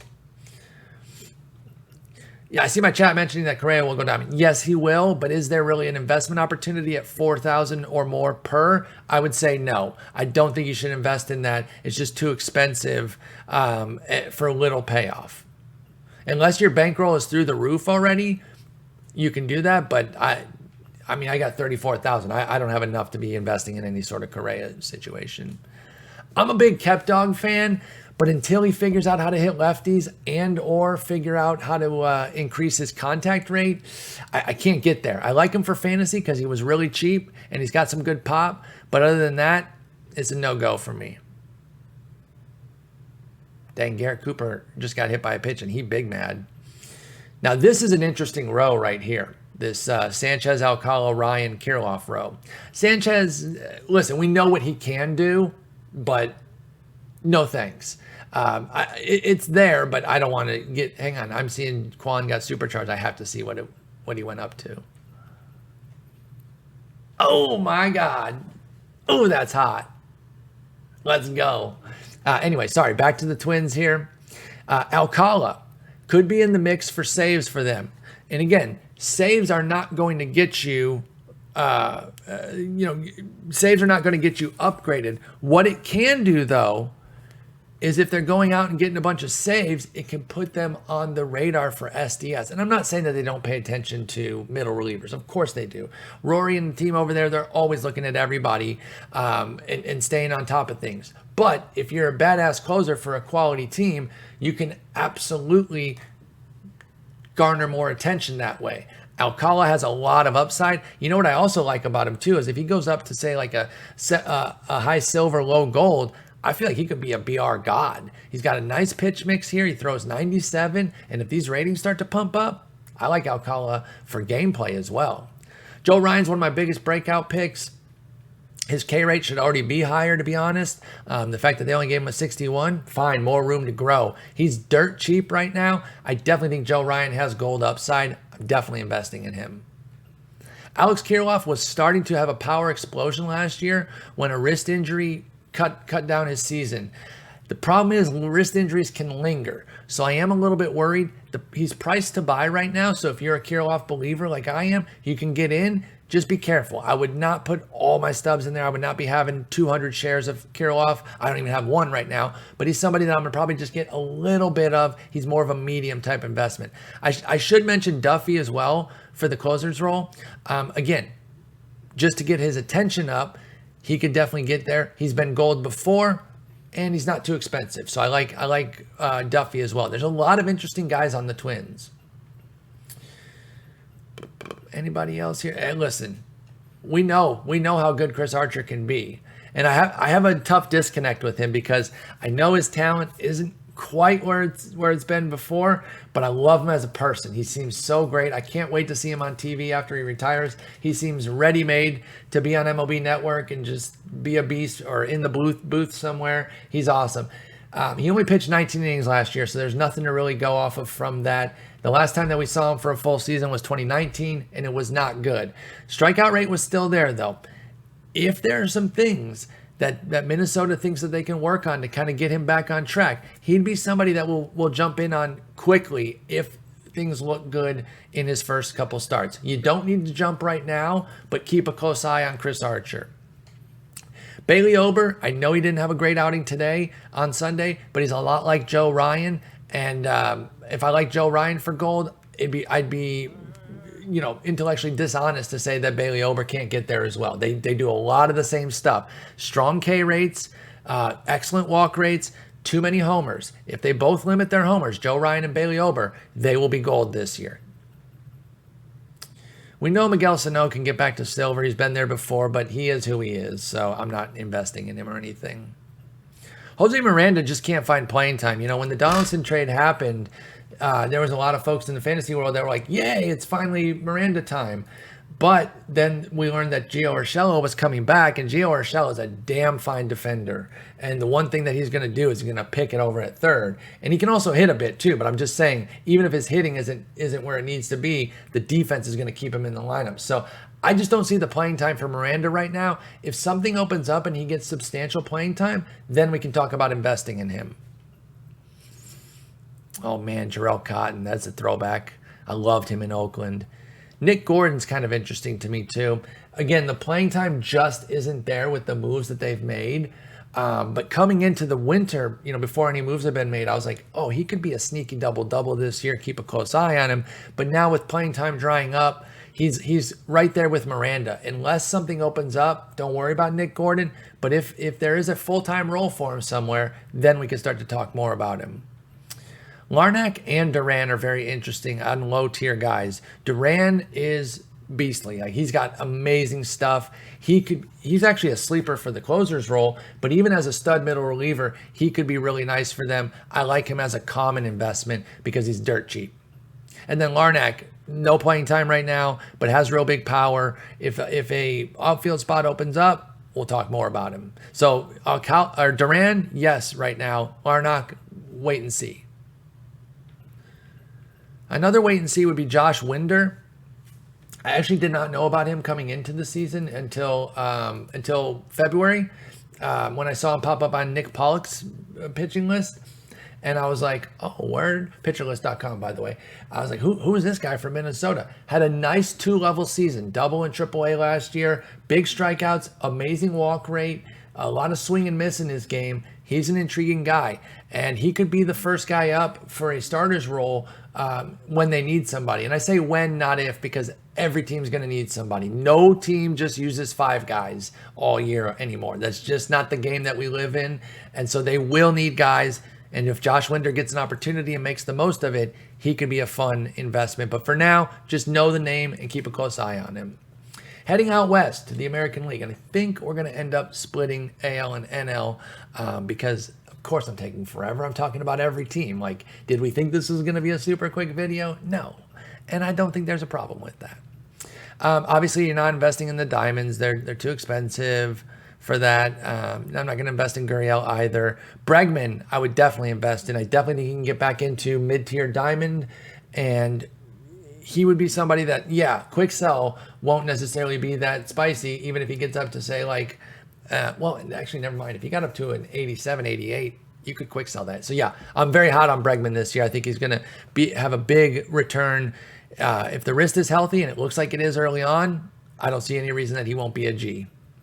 Alvarez is twice the price of Bregman right now, basically, but he can also move up into the diamond realm. However, this is a little bit of a higher tier JD Martinez, Nelson Cruz, Fernando Reyes type. He is playing more defense, but he's not like good at it. It's not like that's going to be boosted or anything.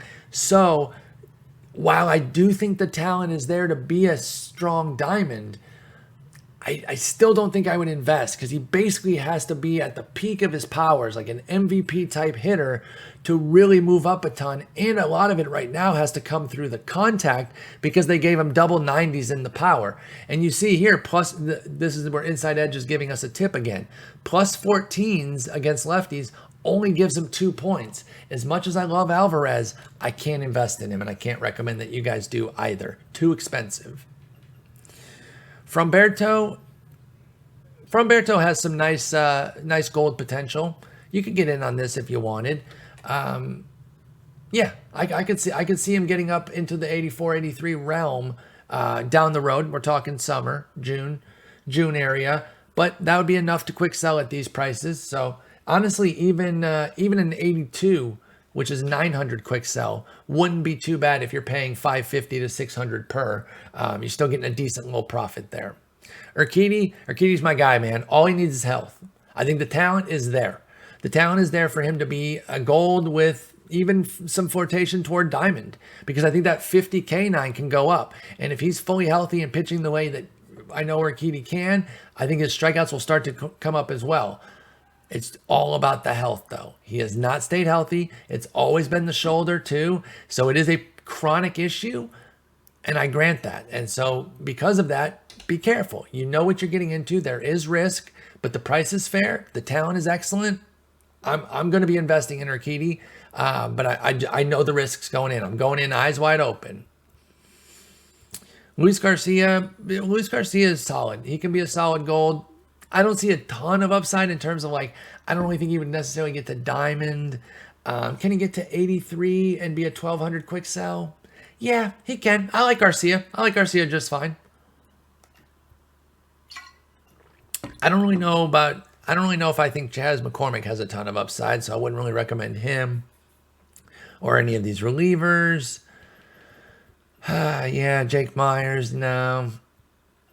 Jeremy Pena is actually not too high priced. I know he's a common. I mean, he's higher than most commons, but that's because people probably expect him to get into bronze relatively quickly. He definitely has silver upside, so I absolutely like Jeremy Pena for an investment. But just be patient with him too. He's a rookie, getting the job from day one. If you're not willing to be patient through the first 6 weeks with him, then don't invest. And that's another big just general point. You know your own patience levels, right? If you want more of a quick hit, something that's going to pay off soon, there's certain guys here that don't go for them because you're just going to be pissed off and you're going to be annoyed by it. Same thing in fantasy, right? You know how you manage. If you get annoyed by chasing saves and having to spend all your free agent budget on saves, guys, then don't do it.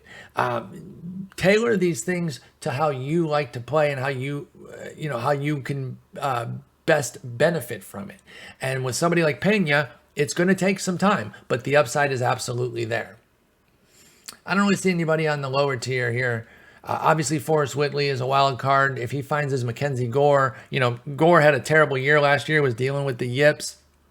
Looks like he's getting back on track with a big spring and a nice debut start. If Forrest Whitley finds some of that love, then all of a sudden we can start to talk about him. But until then, we don't really need to worry about it. We can just know the name. All right. And then we go out to the Angels. Obviously, their two best guys are through the roof expensive already. I don't think I would invest in Iglesias, even though he can definitely get into high 80s, and that would make his quick sell worth it. Again, for me, and I said this earlier in the video, I'm just not somebody who's going to be in investments that cost $2,500 just to $3,000. That's just not where I'm at personally. If you're a big baller bankroll and you want to hit more on the high end, you can go for somebody like Iglesias because I do think he can get back into the diamond tier and push up. But I'd be careful. Because the thing of it is with relievers too, is you can be tracking so well for a roster update, and then their last outing before the update is 3 runs on 3 hits and 2 walks, and that screws them for the next 3 weeks because they pitch such small samples that any disaster outing can really screw them over. So the relievers are the most volatile. They can pay off nicely, but they can be really dangerous to invest in. I'm a big Thor stan, so I'm in. Okay, bias on the table though. I love Thor. I've loved him for his whole career. We know the deal though, right? He has to stay healthy, and that's so much easier said than done at this point. So please just be careful. But I do love Thor, and I do think he can get back to being a beast. I think probably 130 to 150 innings this year is what we're looking at. That's enough to push up and even be a diamond if he's pitching the way that he can. P. Sandy, I know he got pushed back due to fatigue. He's one of the bigger sleepers of the year. And when somebody's a sleeper on everybody's list in fantasy, that means they're not a sleeper. So I love Patrick Sandoval. I included him on my lists too. Not as a sleeper though, just as somebody who can break out. Everyone's paying for him. Everyone knows how good he can be. I totally agree with all those takes. I'm definitely investing in Patrick Sandoval. I've always liked Max Stassi, man. He's got legit pop. Can he stay healthy? He's 31 this year. So I just be careful. That's all. Just because every time he seems to get going, he seems to get undercut by injury. And that's my biggest fear with Stassi. Taylor Ward got hurt before the season started, but prior to, or right when that happened, I think Joe Madden came out and said, like, if this injury had not happened, they were going to be starting Taylor Ward, and then Joe Adell and Brandon Marsh were going to be platooning, with Ward getting the full-time role. That's really intriguing to me. Now, it's a groin strain that is definitely going to, set him back for a little bit. But keep an eye on Taylor Ward when he comes back, because that sort of manager endorsement is really intriguing. He only had 237 plate appearances last year, but he was pretty good. A 108 OPS plus, solidly above average. There could be some upside with Taylor Ward. And if he's playing every day, that could be all we need to get him up there into the bronze tier and pay off. Jose Suarez is pitching today. I actually don't know how that game's going. It's 1-0 Angels. So he's into the fifth inning. He does have 2 on, 2 out, but it looks like he's pitching well right now. He's got a great changeup. The only thing is, in fact, he might not even be pitching in the fifth right now. I don't know how long they're letting him go. He is a guy converting, he was a swingman last year. Some start, some relief. Yeah, he only went 4 1/3, 75 pitches because he walked 4, but he only gave up 2 hits and no runs against the Astros. That's pretty good. So I'm intrigued by that. And wow, another Joe Madden special. Jack Mayfield batting 4th. So of course he hits a homer. Freaking Joe Madden, dude. I don't get it. But anyway, I do like Jose Suarez. He's a pretty intriguing guy. Not a huge payoff. Like, I don't see him going gold or anything like that. But he could absolutely get to silver. And at 27 stubs, that's not too bad. I'm a big Michael Lorenzen guy. I really think he can convert to the rotation nicely and have a big breakout. Remember when CJ Wilson did this and it was like kind of out of nowhere, a 30-year-old converting to starting after relieving all these years? It's like, this isn't going to work. And then it worked. And he was good for several years. I think Lorenzen has the skills, has the arsenal, and has the mind to do it too. He's a really, really cerebral guy. And so he does extra training. And he's one of those guys putting in the work. And I really think this transition to the rotation could work out very well for him. And I'm big on Michael Lorenzen. Speaking of Jack Mayfield, do not invest in him. I'm joking. Reed Detmers, I'm super in on Reed Detmers this year. The rookie coming in had about 20 innings last year. If you watched any of his 20 innings, then you understand the potential upside with him, because the stats aren't going to tell you anything. There's nothing really in the stats that jump off the page. But watching him, pitch to pitch, batter to batter, you could see, I see how this can work. I see the glimpses of the upside there. He's got major breakout potential. I wouldn't even be surprised if Reed Detmers got to gold this year. Obviously a long-term situation, but he could definitely get there. Speaking of gold potential, Joe Adell definitely has it. He's off to a wretched start this weekend. A bunch of strikeouts and some really bad defensive plays. It's 3 games though. I'm not hanging him out to dry based off of that. He's very, very cheap. If you're a Joe Adell believer, get in now because the getting's really good with the price. Speaking of Brandon Marsh, I did mention that thing about, Taylor Ward maybe starting when he comes back and then Marsh and Adell are going to platoon. Marsh would still be on the strong side of the platoon. He's a common. He doesn't cost anything. I will definitely invest in some Brandon Marsh. And I think that's going to be it for the Angels. Yeah, nobody else really jumping out right now. Going over to the A's, obviously Manaea's going to be put on to the Padres. He's not a terrible investment. He's got gold upside, but he's a little pricey. And then Montas, he's actually, between the two, I would rather invest in him. He's cheaper. They're both 78s. I think they both have similar gold upside. But he'll obviously be traded at some point. Well, actually, I shouldn't say obviously. He could get traded in the winter because he has another year of team control next year. Manaea, it was his last year, so they had to trade him this year to maximize his value. Montas might still be on the team coming into next winter. But either way, nothing, whether he gets traded or not, that doesn't change whether or not I want to invest in him. If you know my work, if you've been in my stream, I love Frankie Montas, so I'm definitely going to invest in him. Seth Breezy, man, I really do like him. I absolutely think he can go gold. He's only 3 points away, so it's not really saying a whole lot. But I think he can be like a firm gold, like an 83, 84 type. The power is immaculate. That's the carrying tool. You can see it already here. He's got good defense as well. That's helping him out.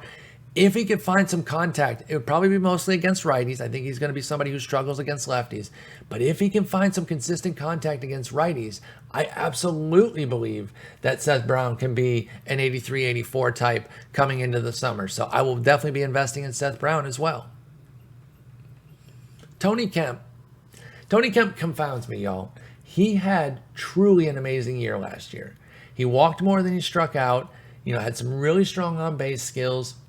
8 homers, 8 steals. Nice little season in 397 plate appearances. The problem is those 2 major skills, the strikeouts and walks, are already in the card at 82 and 79 respectively for vision and discipline. So where does he really grow? Could see a little bit more contact. He had 8 homers though and 3 barrels all year. Like that's bad. Like there's no real punch in this bat. His barrel rate last year was 1%. His barrel rate for his career is 1%. 0.9 even. I'm rounding up for him. So as much as I like him as a player, yeah, he can trickle into silver, but I just don't see enough investment there. He's definitely a better real life player than MLB The Show investment type guy. Caprillian's hurt, or else I'd have more interest in him, and he's dealt with injuries throughout his career. I just don't want to deal with the headache. We're already putting a risk out there anytime we invest in a pitcher because of how often they get hurt, like I mentioned earlier. I'd rather not start with somebody who has been chronically injured and take a shot on them when they're already hurt. Swipe right, baby. I could see Chad Pinder having a bit of a breakout season. He is age 30, but he's got some pop in his bat, and the playing time is there. That's the real thing. The question then becomes, can he hit against righties? Because for his career, as you can see here, he has a platoon split. He's never really hit that well against righties. If he could find something to just be like a solid average guy against righties while continuing to crush lefties, I wouldn't even be surprised if he reached gold, because he's a pretty good defender and he's got some decent pop. But I definitely think he's got silver upside. So at this price, if you want to jump on Chad Pinder train, I'm here for it. Christian Pache, the defense is already there. We know that that's his carrying tool. His offense has been wretched so far in the high minors and his very limited time in the majors. Watch list for me. Watch list on Christian Pache. Sheldon Neuse is actually somebody I'm keeping a close eye on. He returns back to the A's after going on to the Dodgers a couple years ago. The Dodgers waived him. A's brought him back, and now there's some playing time opportunity. Yes, he's 27 years old, but he only has 128 major league plate appearances, so we haven't really seen him get a full shot. His minor league numbers have been pretty solid. His last 2 trips at AAA in 2019 and 2021 were solidly above average. He was better in 19 than he was in 21. But I'm watch listing Sheldon Neuse. I could absolutely see him breaking out, being one of those Oakland breakouts that's like, who's this guy? Why is he kind of beasting? Keep an eye on Sheldon Neuse. Dalton Jeffries is an intriguing prospect for sure. I'm watch listing. Actually, wait, that's Adam Oller. Hang on. Yeah, okay, he's a lot more expensive. I mean, not overly expensive, but compared to Adam Oller, he's a lot more expensive. But yeah, I'll keep an eye on Dalton Jeffries. He's got some more talent for sure to break out. Kevin Smith is a guy here that I'm definitely going to invest in. He cannot hurt you at this price, and he's going to play every day or damn near. He came over in the Matt Chapman deal. I almost said Josh Donaldson deal because those so many parallels with those deals, including the same team. But Kevin Smith's going to play a ton. He's got pop. He got a little bit of speed as well. The speed part is really more for fantasy than we're worried about here because they don't update speed a ton. He's not a blazer either. You don't have to be a blazer to steal bases. His steal rating might go up, but if he's really going to push into bronze or even silver, it's going to come from the hitting. Last year in AAA, Kevin Smith hit 21 homers with a 285 average, 370 OBP, 561 slug. That's a hell of a season. Oakland's going to give him plenty of playing time. He needs to get the strikeouts in check, though. And early on this year, he's striking out a shit ton. In his limited sample last year, he struck out 31% of the time. So that's the thing. If Kevin Smith can't find some contact, he's going to be stifled and have a really difficult time even getting to silver. But if he can kind of show that improvement in season, he can be a nice breakout candidate. And then nobody else really jumping out here. I like AJ Puck, but we got to see some health from him. Domingo Acevedo, if Lou Trevino melted down, I could see Acevedo being interesting, but not an investment. Nick Allen is a defensive specialist at short. No, nothing really to invest in otherwise there for Oakland. Ooh, Robbie Ray got a boost. Oh, he's still on his boost from yesterday. Pardon me.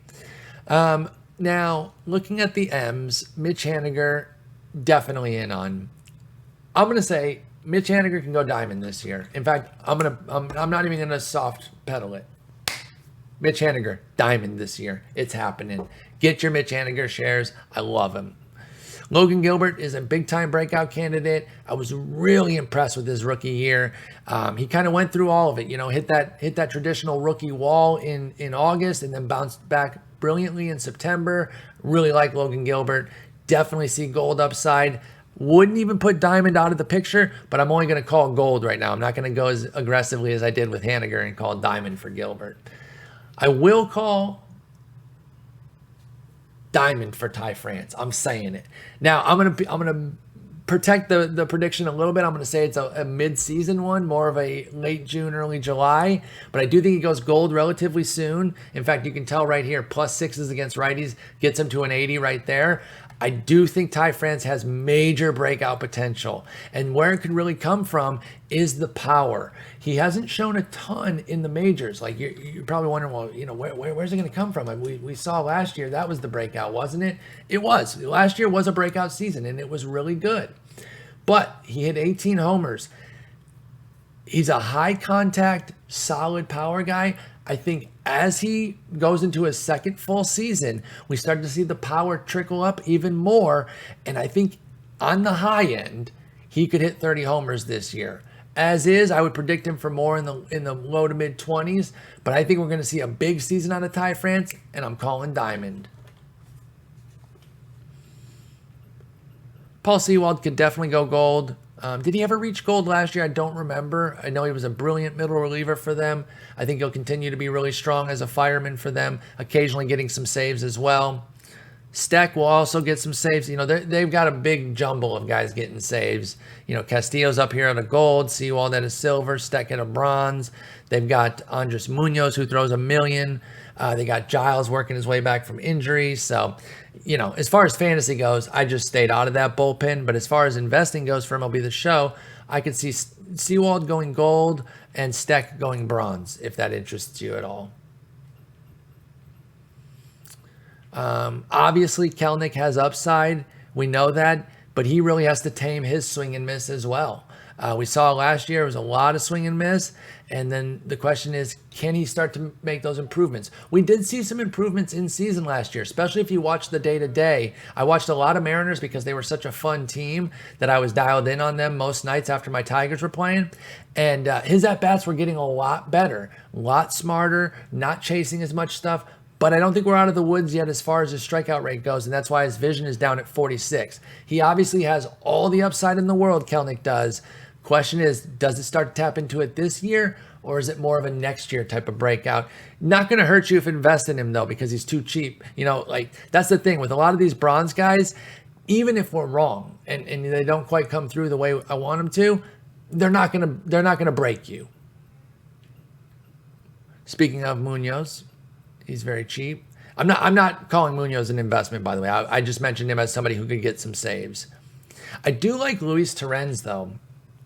He's got really good power, and you can see he's already pretty solid against lefties. I could see him breaking out against righties a bit with that power. He needs to find some playing time. He's a dreadful catcher, so he's not really going to catch much at all. In fact, most fantasy leagues require you to play 20 games at a position to qualify there the following year. I don't think he's going to qualify at catcher next year. I don't even think he gets 20 games there unless injury forces him there. However, first base DH, playing consistently in one of those two positions, can get him the opportunities to hit. So I do like Luis Torrens as more of a long shot guy. He could get into the silver realm for sure. We know J-Rod. He's not as high priced as Bobby Witt. So if you believe J-Rod can go gold, this is still a pretty fair price to jump in on. Anybody else here? Now, this is a catcher who can actually catch. Cal Raleigh. I like him a lot better from like a baseball standpoint than Terrens, because Terrens, like I said, is really a DH only type. But Cal Raleigh, he is a really intriguing prospect. Switch hitting catcher whose defense is already there. Will the hitting come to fruition this year? I don't know, to be honest. However, at this price, I'm willing to take a shot. I like Cal Raleigh. I think he's got silver upside. I think he's got silver potential for sure, with gold upside if this year is the full breakout season. George Kirby needs to get called up, so until he does, don't worry about him. But once he does, jump. Matt Brash made the club. Really intriguing prospect. Already super cheap. Super cheap. No one's really jumping on him. I'm gonna get in on some Matt Brash. And then that's it for the Mariners. And then Rangers here, we'll finish off the AL with the Rangers. None of their top row is particularly exciting as far as an investment goes. Maybe Corey Seager, because he's very popular in the game as well.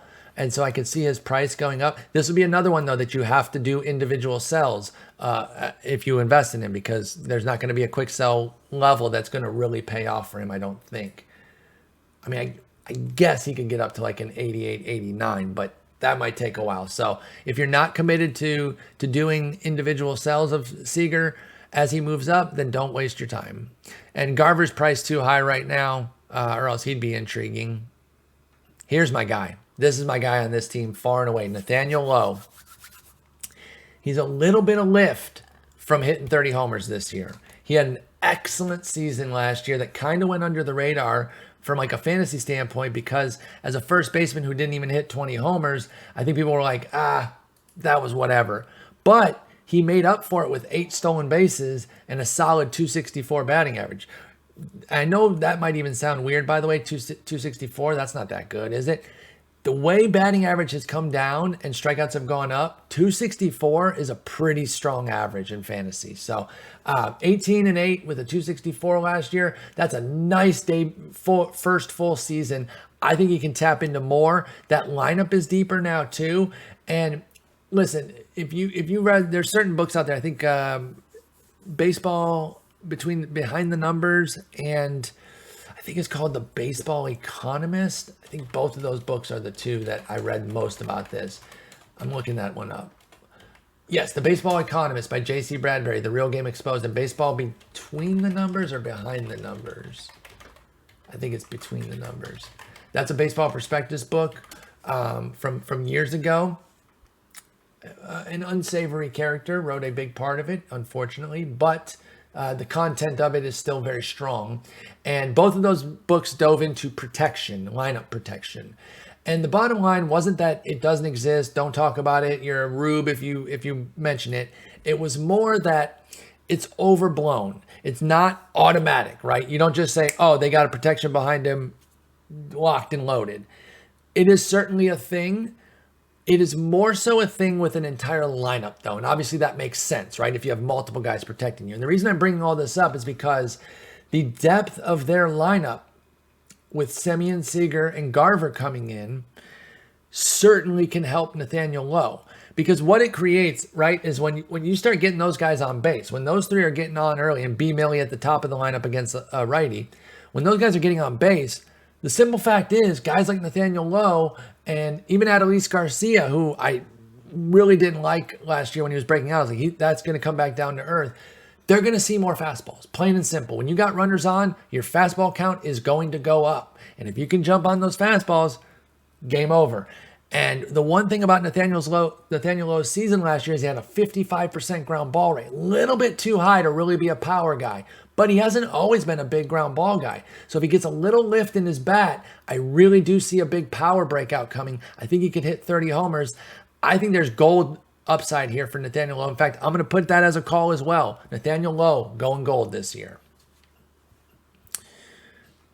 There's our boy B. Millie. We know B. Millie's going to have a good couple weeks, get us a diamond card on a Tops Now or a Player of the Month. He does it every year. he'll do it again for us this year. I don't invest in him as far as his live series because he has his ebbs and flows, but whenever he spikes it big, MLB The Show always rewards him with a big card because they know how well he plays in the game.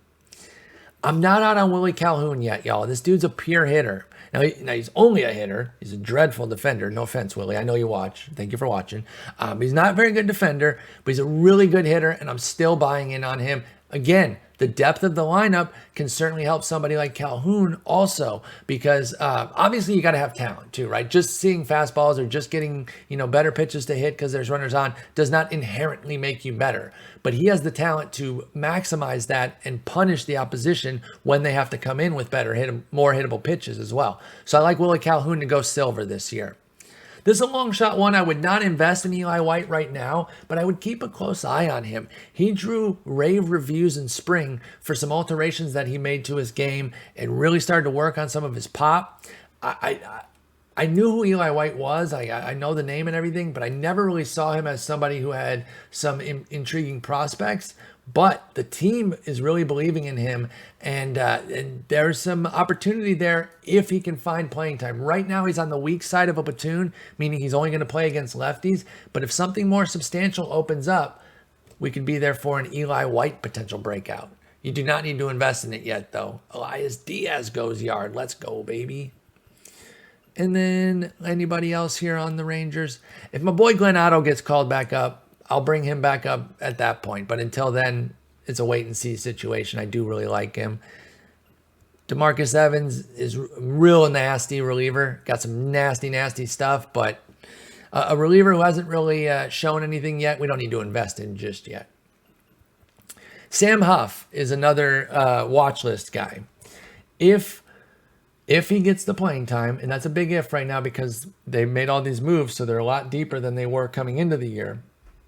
But if he can find some playing time, I am not quitting Sam Huff. A lot of you remember that diamond prospect card from last year, the Future Stars, right? You're probably like, is this guy not an elite prospect? Why did he get a diamond Future Stars? He was, but he got a little bit derailed last year, and he only played 46 games. Injuries undercut him, and that kind of pushed his prospect hype down a little bit. Don't sleep on him, though. He's still only going into his age 24 season. He's going to get back to catching, I believe, this year. And they did go get Mitch Garver, but we all know Mitch Garver's defense is not his number one strong suit. Again, Mitch, love you, dude. I know you watch every day, all the time. Appreciate you. But we know hitting is his calling card, so there could be an opportunity for Sam Huff to get back into the catching rotation. Just keep an eye on him. If he's raking in the minors and it looks like he's on the cusp of a call-up, then you can start to invest. You can right now because, again, single-digit stubs, but it's going to take a while to pay off. This is a very long shot, long-term situation with Sam Huff. And that's it for the American League. And I am going to split it up into 2 videos or else it would be like a 12-hour video. I think I probably just did 2 hours there. I don't even know. But that's the American League. I highlighted a bunch of guys. Obviously, I gave some guys that were more firm commitments, other guys that were medium, other guys that were watch list. Basically, I'm just trying to give you guys the groundwork to start the season. There'll be a lot more definitive, yes, I'm in on this guy, no, I'm not in on this guy, once we start to get some numbers. But right now, all of it's speculation. We're going off of what our early season reads are for the year. So the quick sell thing does change things, make no mistake. But get the app on your phone because that's where you're going to be making a lot of your sales. And having to do the individual sales is going to be a game changer. It's going to require a bit more work, but the profit will still be there. We're still going to make a ton of stubs, y'all. Do not worry about it. Thank you so much for watching. I'll have the National League up probably right when this goes up, too. They should both be on my YouTube at the same time. So if you watch this one first, enjoy the NL. If you went the other way, then thanks for watching both.